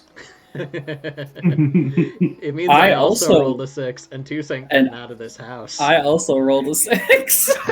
Toos is not getting out of the house. I'm getting out of this house! Angela, refresh your screen, but Toos is not getting out of the house.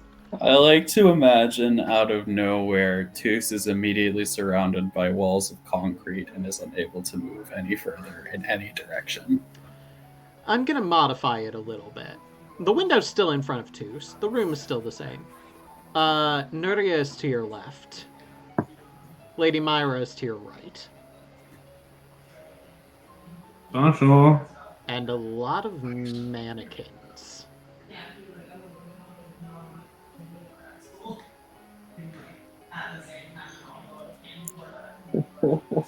And then, all of a sudden, Christopher Eccleston grabs your wrist and says, "Run!" Nope.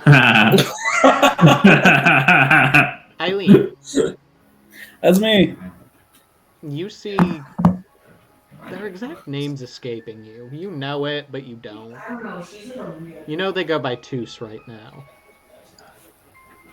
Past them, you see a girl. Long, coppery braids, kind of intricately tied together. I think you'd very much get along with us. Her name you remember. Yeah. Megan. Megan? Megan. Short's concessions, if you remember right. You hid with her.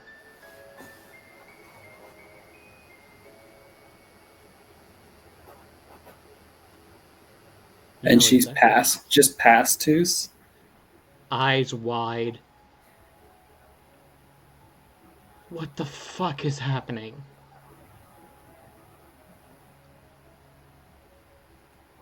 If I look around, am I still in the manor? You think so, though it's a different room. Everything's shifting. It's trying to change. No. It's trying to keep the one person it has left. Ah.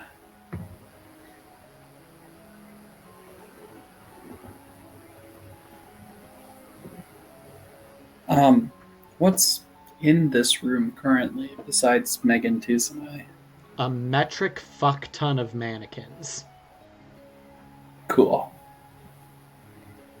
Oh no.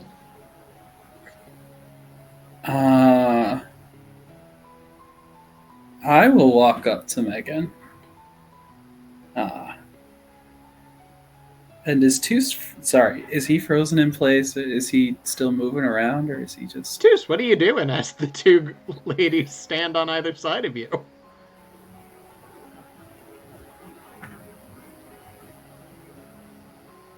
You're muted. Unmute yourself. So the window's not budging. There are mannequins around me. There is a handprint starting to appear on the window. Through the frost. On the outside? Yeah. Cool. I turn around. I walk away. It's not Do really I a see lot of the places to handprint? walk. Yeah. Okay. I'll start chopping at these mannequins. They're wood, right? What are they made of? Some sound like they're made of metal. Others, this weird, smooth material that you're not really familiar with.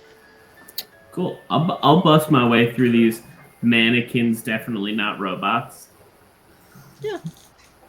Anyway, Eileen, what are you doing in the meantime? Yeah.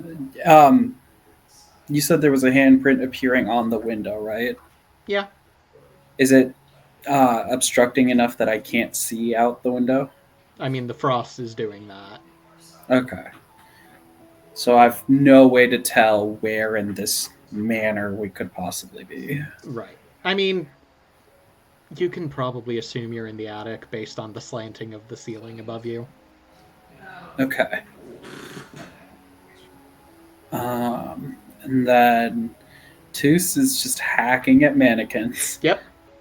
Is Megan doing anything while he's doing that? Staring at both of you, wide-eyed and terrified.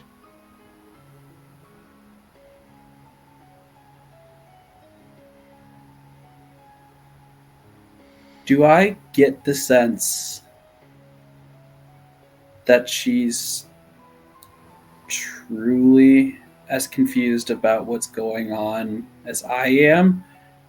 Or is she maybe like something that was put here to distract me? Given how she looks compared to the rest of the room, she's real. She's real, okay.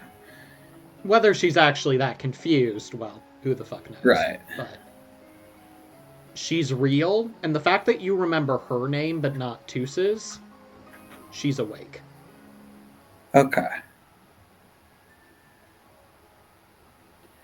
Yeah, I'll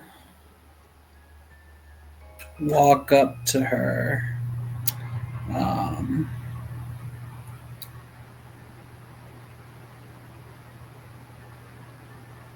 Megan, right? Yeah. Yes. What's the last thing you remember? Snakes and getting spiked and then living in a cave and then attacking and then getting stabbed when somebody else stabbed themselves and then being here and then what the fuck is happening?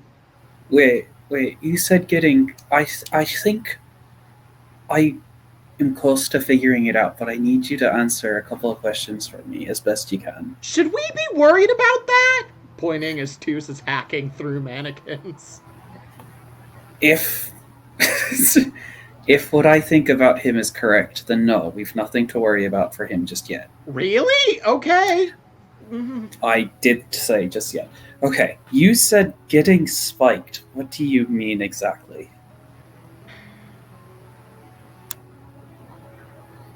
The snakes got obliterated.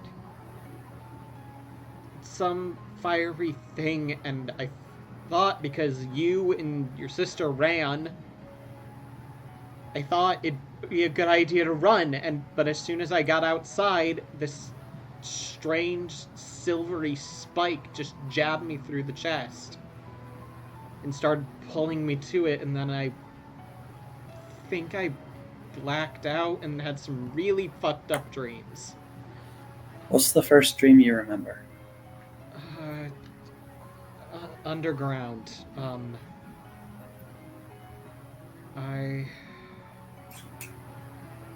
remember hissing. I think I was an actual Medusa. How did it end? The cave fell apart. Flattened. Almost. I couldn't tell if the ceiling was falling to meet me or if the floor was rising to meet it. Okay. Alright. Well, whether you've pieced it together or not, I'm gonna say it. Everything around us right now, I'm pretty sure none of it's real. However, him, and I'll look at Toos, there's something up with him where he thinks it is. Like we all thought Which it is was. Right, which is why it still exists around us, though. as long as he, and I don't know about the other people that were here, but as long as everybody that was here believes that this is real and exists, it's going to continue to. I think. I can't speak for everyone, but I saw Sid. I saw Sid. He's awake. He's fine. Well, not fine. He's fucking pissed and. No, but it's a good thing you know his name. No, he's. I He was. don't Stephen. know that guy's name. You actually would. As soon as she says it, it clicks. Sid is this kind of bigger. No, sorry, I was pointing at Toos when I said I Oh. don't know that guy's name. My apologies. Yes, because I was saying I sorry, you can't see my very Yes. well when it's down here. I'm pointing at Toos. I don't know that guy's name. Neither And do I. I remember something that looked like what you described in your first stream, but I didn't know your name at the time. But as soon as I saw you, I remembered your name. And I remember yours. All right. Which means that if you know Sid's name, he's like us and he knows this isn't real. I don't know how to convince that guy that this isn't real, but I have an idea of how we can speed along to whatever's next.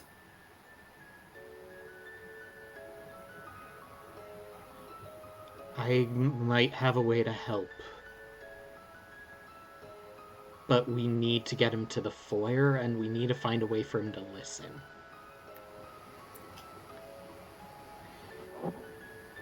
Did Toos look in either of our directions and register that we were there?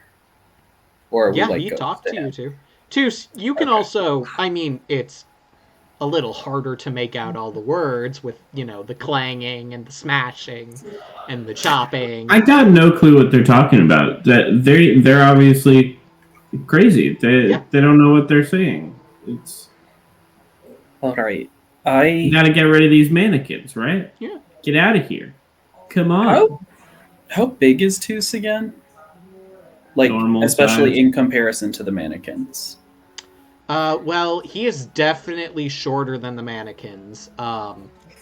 He's about at their waist, and I don't think he's realized it because he's so focused on trying to tear into them and get past them. You notice it because Toos is waist deep in the floor. Oh, okay. Brandon, how tall is Toos normally? A human height. What does that mean? Pick a human, give him a height. There you go. You said pick a human. 5'8". My mom's been making me watch basketball with her lately. All I can think of is people that are 7 feet tall. Well, 5'8" was the answer given. Okay. So 5'8". There you go. 5'8". I'm gonna turn to Megan, and I'm gonna say, "Do you trust me?" Absolutely not, but I don't trust this place more. Cool. I did a thing earlier where I was able to manipulate my surroundings to something that I wanted. I have an idea, but I don't know if I can do it just me. I think if two of us are trying at the same time, it might increase our odds of success. You want to get into the foyer. Close your eyes and just, with every ounce of your willpower, just imagine that the three of us are there right now. And I'm going to do the same. How many times have you done this? Twice? It worked both times without failure. I've yet to fail, I'll say that. This has to be the last time. Until we can talk to her. To her? She said this place is alive, it will fight us, and it will put more energy into fighting us. The more we do what you're talking about. First of all, that gives me an idea. Second of all, who's her? Wherever they had been living. She starts to answer and looks over at Toos. I can answer, but should we deal with that? Toos is about up to I his have a chest. better idea then. If this place is gonna keep devoting its own energy to trying to fight us if we do that, if I just sit down and do everything I can to distract it, do you think you could just drag him to the foyer? I can try unless it chooses to double down on... Well, that, and Toos is up to his neck now. Well... Toos, at this point, you realize there's a problem. I say we're out of time enough that I'm willing to give it a shot. Go, try, I'll... Fuck. I'm just gonna sit down on the floor cross-legged, close my eyes, and I'm going to attempt to shift everything in whatever way I want it to. Mannequins 1 inch to the left, Toos out of the floor. Some random bathroom in the east wing is now a closet for clothes. Okay. I am just constantly trying to shift and change everything about this place. Even if it's I'll not roll for this directly around fail. me. Roll a d20, Toos. A d20? Yeah. Jeez, I don't have a d20 yet. Hey Siri, roll a d20. Nice. 11. What'd you get, Maria? Do you want me to roll a d20? Yeah. I need to pick a good d20, don't I? Mm-hmm. Meanwhile, Arlo, Descendant. Yeah. Those aren't your names, but oh, by the way, Angela, you're frozen again. God damn it. Yep, agreed. Those aren't your names, but until I know your names, that's what I will call you. You find yourselves in the foyer. Oh, where's Hattie? Arlo, the statue, is not a statue. That's just a Genasi woman.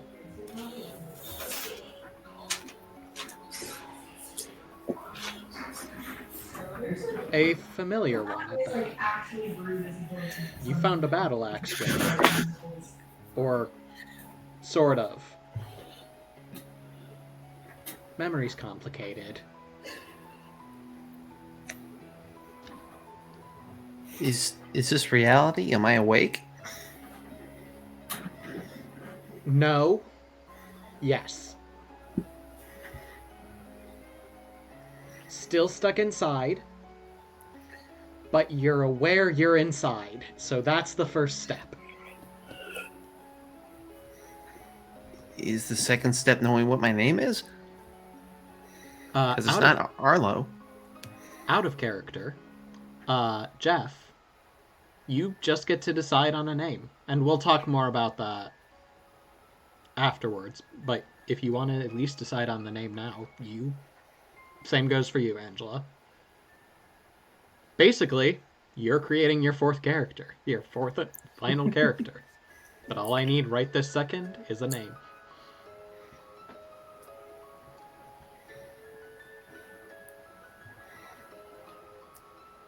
No, I can't think of it. It'll come. Just be patient with it. Some memories take longer to resurface. Trust me, it was fucking hell when I woke up. But I know you That's from 'cause something I didn't do. I've been awake longer. But I didn't lie about my name. You can call me Zen. It's the shortened version. Zen. And you're the one that asked us to come find you when we were ready. That'd be me. And you're awake. So I'd say you're about as ready as you're gonna be. The problem is, we need everyone. Or at least enough people to force the last person down long enough for me to break everything. Or rather, us to break everything. If I could do it myself, I would have already. Is there a way we can expedite that? Yeah. If you can... Someone is still fighting. I don't know who, but somebody in here is still fighting. If we can get them, and get them to... Well, basically what I did with you. I tried to transfer memories into you. And you allowed it. You didn't resist. If we can get them to do that, we can shock them awake. It's gonna hurt, but at this point, it's the fastest way to do it. At this point, Iraga. Desana, you know its name as well, now that you look at the cat.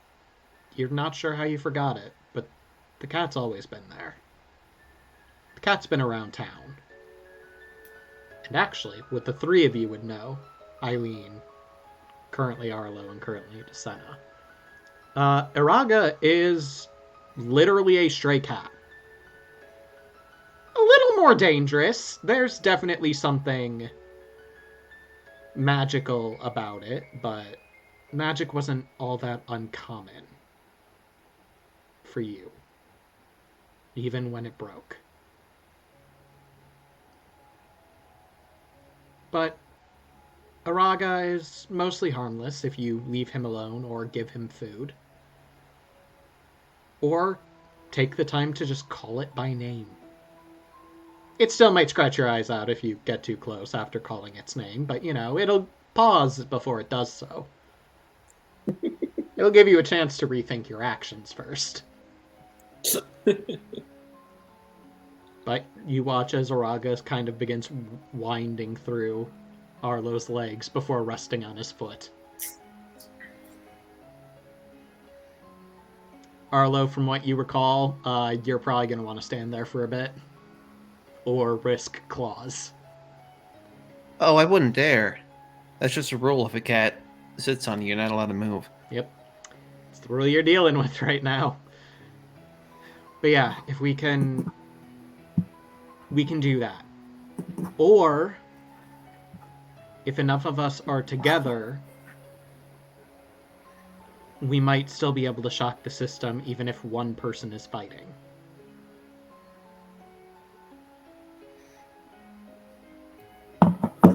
We can't, like, send Iraga to shock them awake like you did for me, right?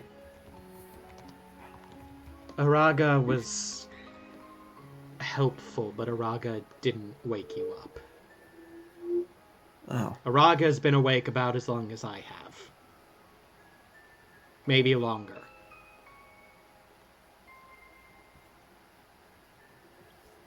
I'm guessing something about 9 lives and all that shit. So how do we do the shock thing?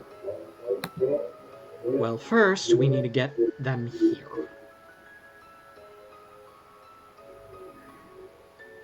As she says that, Toos, I need you to roll. I just need you to roll. You can risk your mind if you want. Sure. I've been waiting to roll my d20. Would my d20 affect this, Steven? You can roll. You put in the bowl in the dishwasher. I got a 5. I looked away instantly. I can't bring myself to it. Oh. And on my d20 to I got an 11. Did you get a 1? Sorry. Did you get a 1?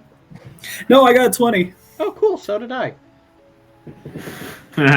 You're fighting the house, tooth and claw at this point. Okay. I think at that point, Toos, with a 6 on my end, Megan, or as you know her, Lady Myra, tackles you through the floor. What? And you all watch as Toos crash lands in the foyer. Also, was your insight die higher, Toos? No. Okay.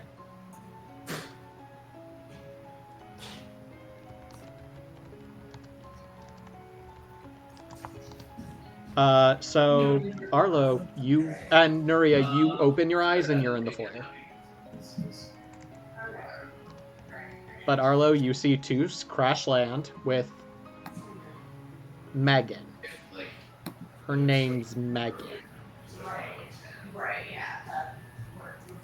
Do I know Megan? Just her name. You know her, or at least you know of her. She worked at the Screen Nest in concessions. She was there the night everything happened. Right. You also know Sid, a large kind of sun-baked man, black hair with white streaks going through him. And Arnold, a red-headed, slightly pointed-eared individual. Reputation for being a flake. Also works at the Screen Nest. Go to the teacher bio page. And at this point, they run in and slam the doors behind them as you hear a fleshy plop against them. I hate this place. I would like to leave. I just want to smoke and sleep and eat, and honestly, I'll take working my job at this point. I will go to work. Is that what somebody wants to hear? Is Megan passed out still? No. Megan is on top of Toos and slowly climbs off of him. Okay. Bonjour. That one's asleep.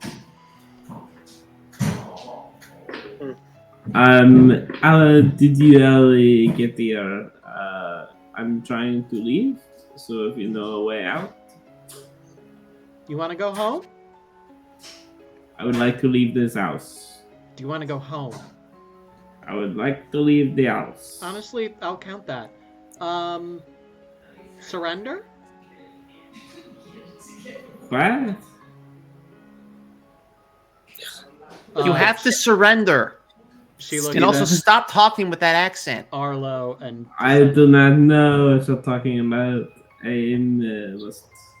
Since they're busy with the door and she just fell through the could you two grab him, please? Steven? Yeah. Yes. Yeah. Am I still fighting the house? You can be. You can also choose not to, as you are in the corner with your friends right now. If possible, I'd like to still be fighting the house. Roll again. Oh, guys. But I rolled a 20. So did I. And last chapter, I rolled 8 ones. This guy count for something. It does. It rolls for you didn't get crushed.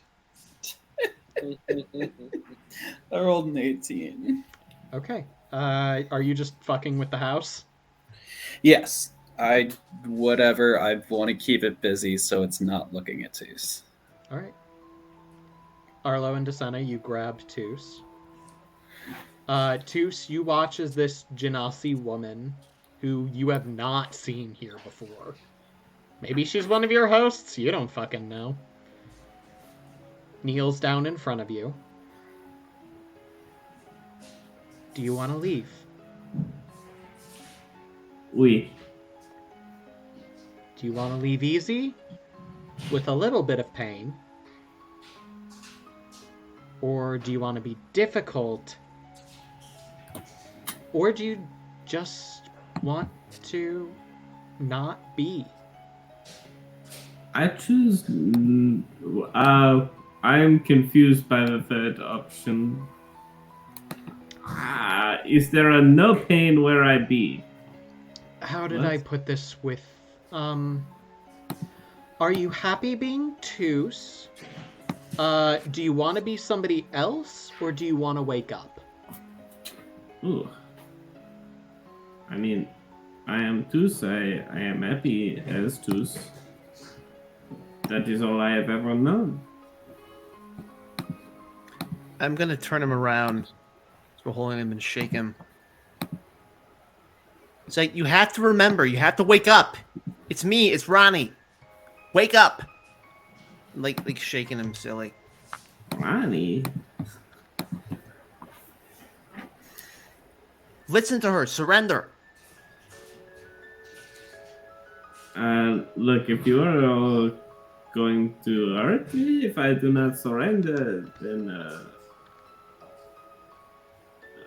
I guess I surrender. You are all very frightening and threatening. We're not the ones that are going to hurt you. Is there a way to At just least force you're him to not wake up? ghosts. No one. Are you ghosts? No. And the Genasi woman takes you by the face. No one wants to hurt you. Oh, great. But so help me, But I if will. you're going if I to have help to. us, you need to wake up. Do you want to wake up? Do you want to help us? If I wake up, am I out of here? If you wake up, you can leave this house. Cool. Done. Got Your yourself a insight deal. immediately goes to 6 as you get a splitting headache. Ah!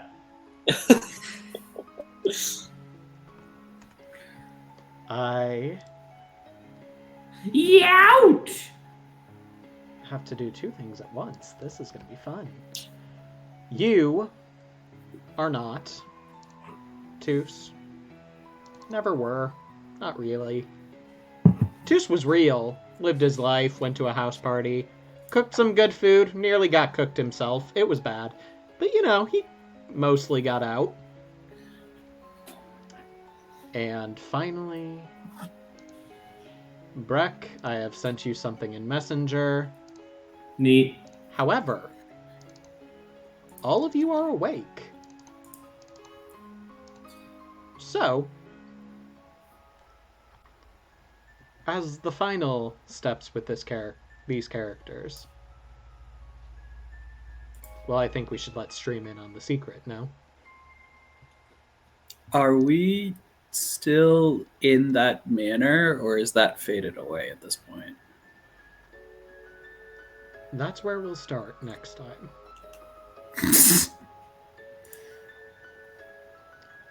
We end with this. A couple things. First,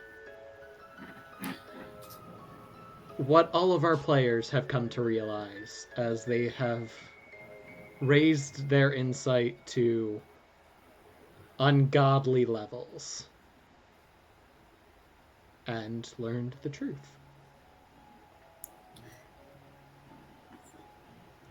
All of this started for them on a night like any other. They were out for a walk, or were at work, or decided to catch a movie. Maybe alone, friends, someone special, that's up to them.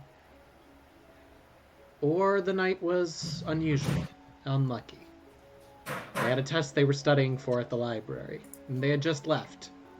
Or they were driving home when their car broke down. Whatever their reasons for being outside when the monsters came to Ravendine, well, they found themselves retreating to the screen nest, hoping for any relative safety that the odd drive-in movie theater could allow them. And it worked for a bit. The cars kept them safe as the strange serpentine monsters slithered their way through. Few of them got to the concession stands, where Eileen and her sister, and possibly others of our players, were hiding with Megan. Or they were stashed with Sid and Arnold in the projection booth. But some of these monsters were not dissuaded.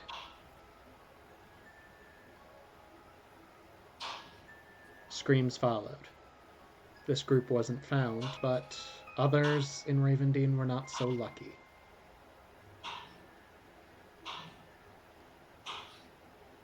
Flash of light in the sky, and to add more chaos to monsters and cultists, a woman made of stone and lava and wood crashes into the screen nest, quickly followed by this strange metal sphere.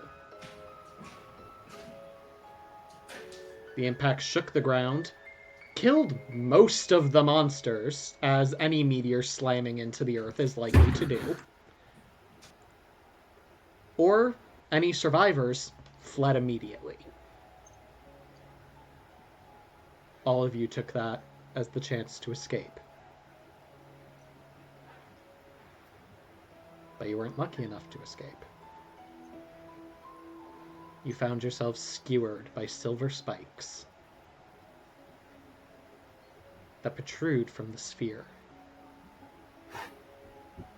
And you watch as it slams into cars, it slams into the strange woman, it slams through the projector booth and takes the projector, as well as the canvas screen that it projected on.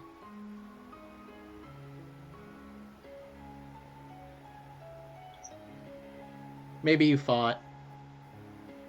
Maybe you played dead. Maybe you screamed. But whatever you did, you were dragged in all the same. And the last thing you saw, as you were absorbed by that hunk of nearly liquid metal, was the burning wreckage of what remained of the screen nest. And up until now, everything you thought you remembered after that was a dream. Going with Arnok to open a temple that shouldn't have been there during prehistory. Adventuring and laying claim to Caravox. You also remember being invited to the house, the one in which you currently stand. But you know the truth. None of this is real. It's a simulation to keep you distracted, while whatever took you does what it's trying to do. You don't know what it wants. But you do know one thing. You have to get out.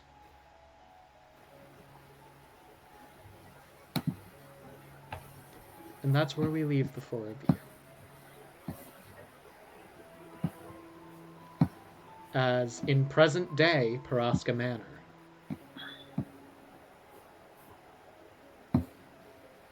a man wearing Citizen Dr. Eloise Mahermbler's holy symbol,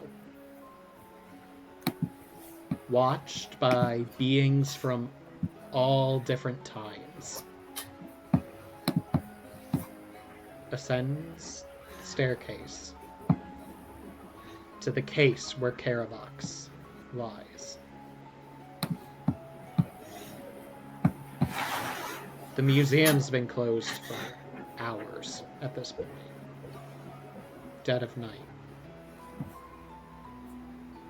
He hopes he's the only one here, but he knows better. After all, it's always been ahead of him.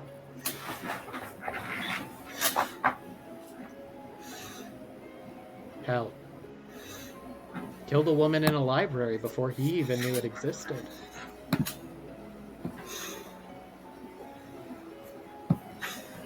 And as he steps up the stairs, standing in front of Caravox's case, fist already through it, holding on to the haft of the battle axe, a little girl. There earlier, seemingly with grandparents, but apparently just with a random old couple.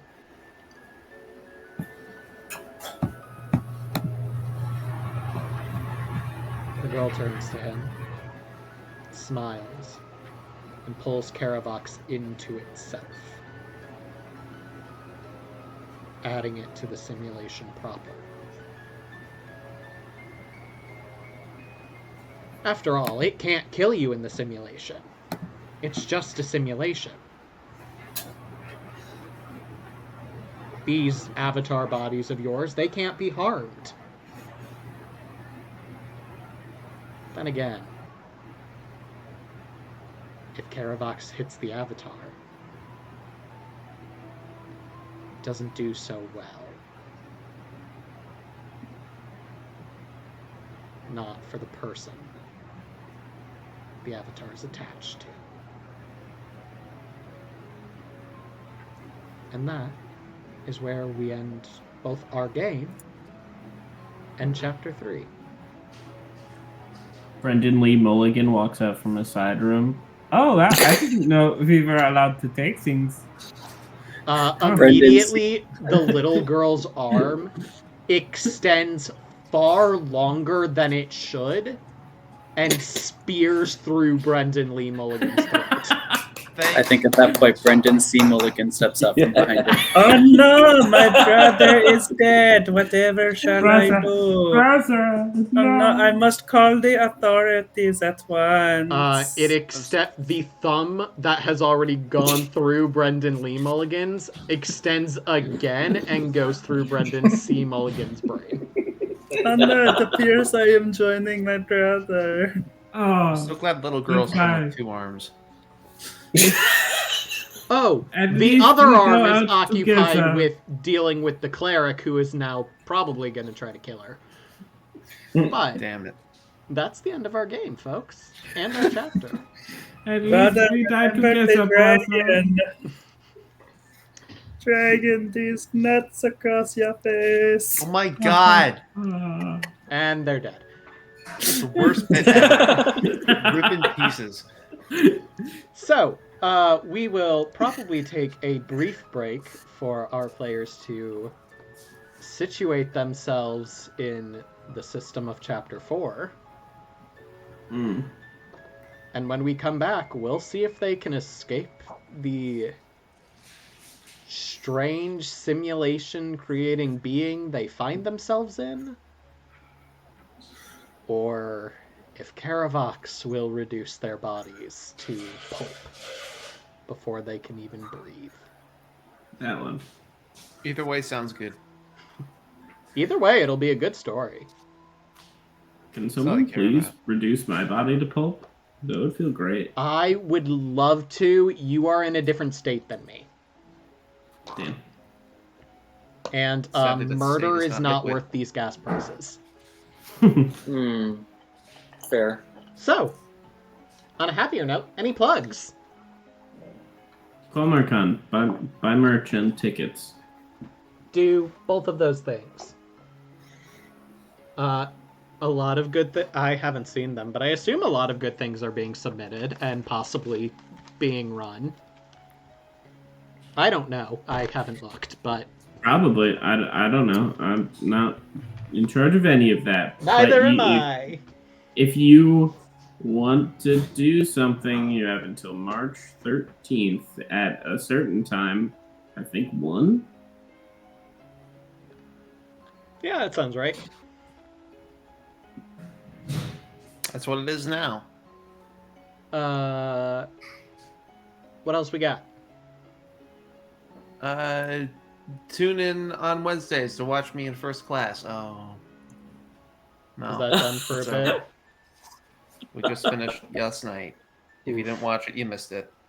So I have nothing to plug. But I think it's on Except this YouTube, show. so if you have missed it, go watch it there. Is there going to be a season 2, Jeff? There will be a season. We were season 2. There will be a season 3. Okay, cool. Season 3. I will not be in, and is yet to be determined when it starts. But Kyle's determined to finish off all 4 years, so it shall happen, and I shall be there to watch. And I think Cyberpunk is off this Monday, if I remember correctly, but we should be back 2 weeks after that. So, Guys, you're gonna have a week without Quelmar. What are you gonna do with your night? I'll be running economy class. I'll tell you what you're gonna do. You're gonna go yell at James to run something next week so that something is being done. Specifically, James J. Ruth. If I had access to the Quelmar Twitch channel, I could run a stream where I start putting together my system that I'm going to be creating called Away, that I will be running at Quelmar. I just Steven, don't have the Here we go. login. Since nothing else is happening next week, stick around for an announcement on Gorgeous Gamer, guys. Seems like next week's a good week for it. Woot. Good lord. Jeff, what were you saying? I said I'm just gonna call you next week and complain. Be like, oh, come on, Steven, I miss the sound of your voice. I need to hear you. I mean, Thursday if you nights. just want to hear me talk, I'll start a stream and just talk. I'll play like Dead by Day. I won't play Dead by Daylight on this stream. It's a terrible God, thing my to do. dish soup. It's a bad Do game. something. I need to hear your voice Thursday nights, or it'll throw me out of routine. Understandable. Noted. Any other plugs before we hop off? I've got mine, but I'm still looking for a good one. I have a lot written down, but they're not all good. In Start with that the bad ones. case, going Okay. once, going twice. Sadie, you're included in this. I've got mine. I would go. All right. Hi, friends. I'm Hi. Sadie. Going once. What? I heard gone, and I thought we were off. No, he said hi. Oh. Hello, friends. I am Sadie. Hi. I give you 2 plugs and updates at the end of these games. The first one is thanks to the request of my lovely fellow player, Brendan. I give you updates into my dating life. The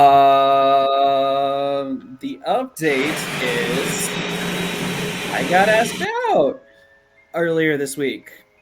Nice. A lovely person asked me out, and unfortunately, I had to turn them down as I am sadly not attracted to men. But we did exchange phone numbers, and we've been talking since, and he seems very nice and very lovely. I'm probably going to end up setting him up with one of my friends who is attracted to men, who I think would make a better match for him than I could. That is the update of my dating life. I'm playing matchmaker before I myself have a match. Second of all, the ADHD morons on TikTok. Our account got, I don't know, more fuckeries happening. We might end up just scrapping everything. I have so many of these written down. I'm still going to do this bit for you guys as long as System Agnostic's going. So without further ado, and now it's time for Silly Stories with Sadie. The part of the show where Sadie comes out and tells a silly story. Did you know that in 1995 a study was conducted and concluded that pigeons are able to tell the difference between Picasso and Monet? This has been Silly Stories with Sadie, the part of the show where Sadie comes out and tells a silly story. Like the person birds. or paintings? I don't know. I didn't read the whole study. Well, on that lovely note, we are Did they gone. ask the pigeons? Probably. Aren't birds great? Birds are great.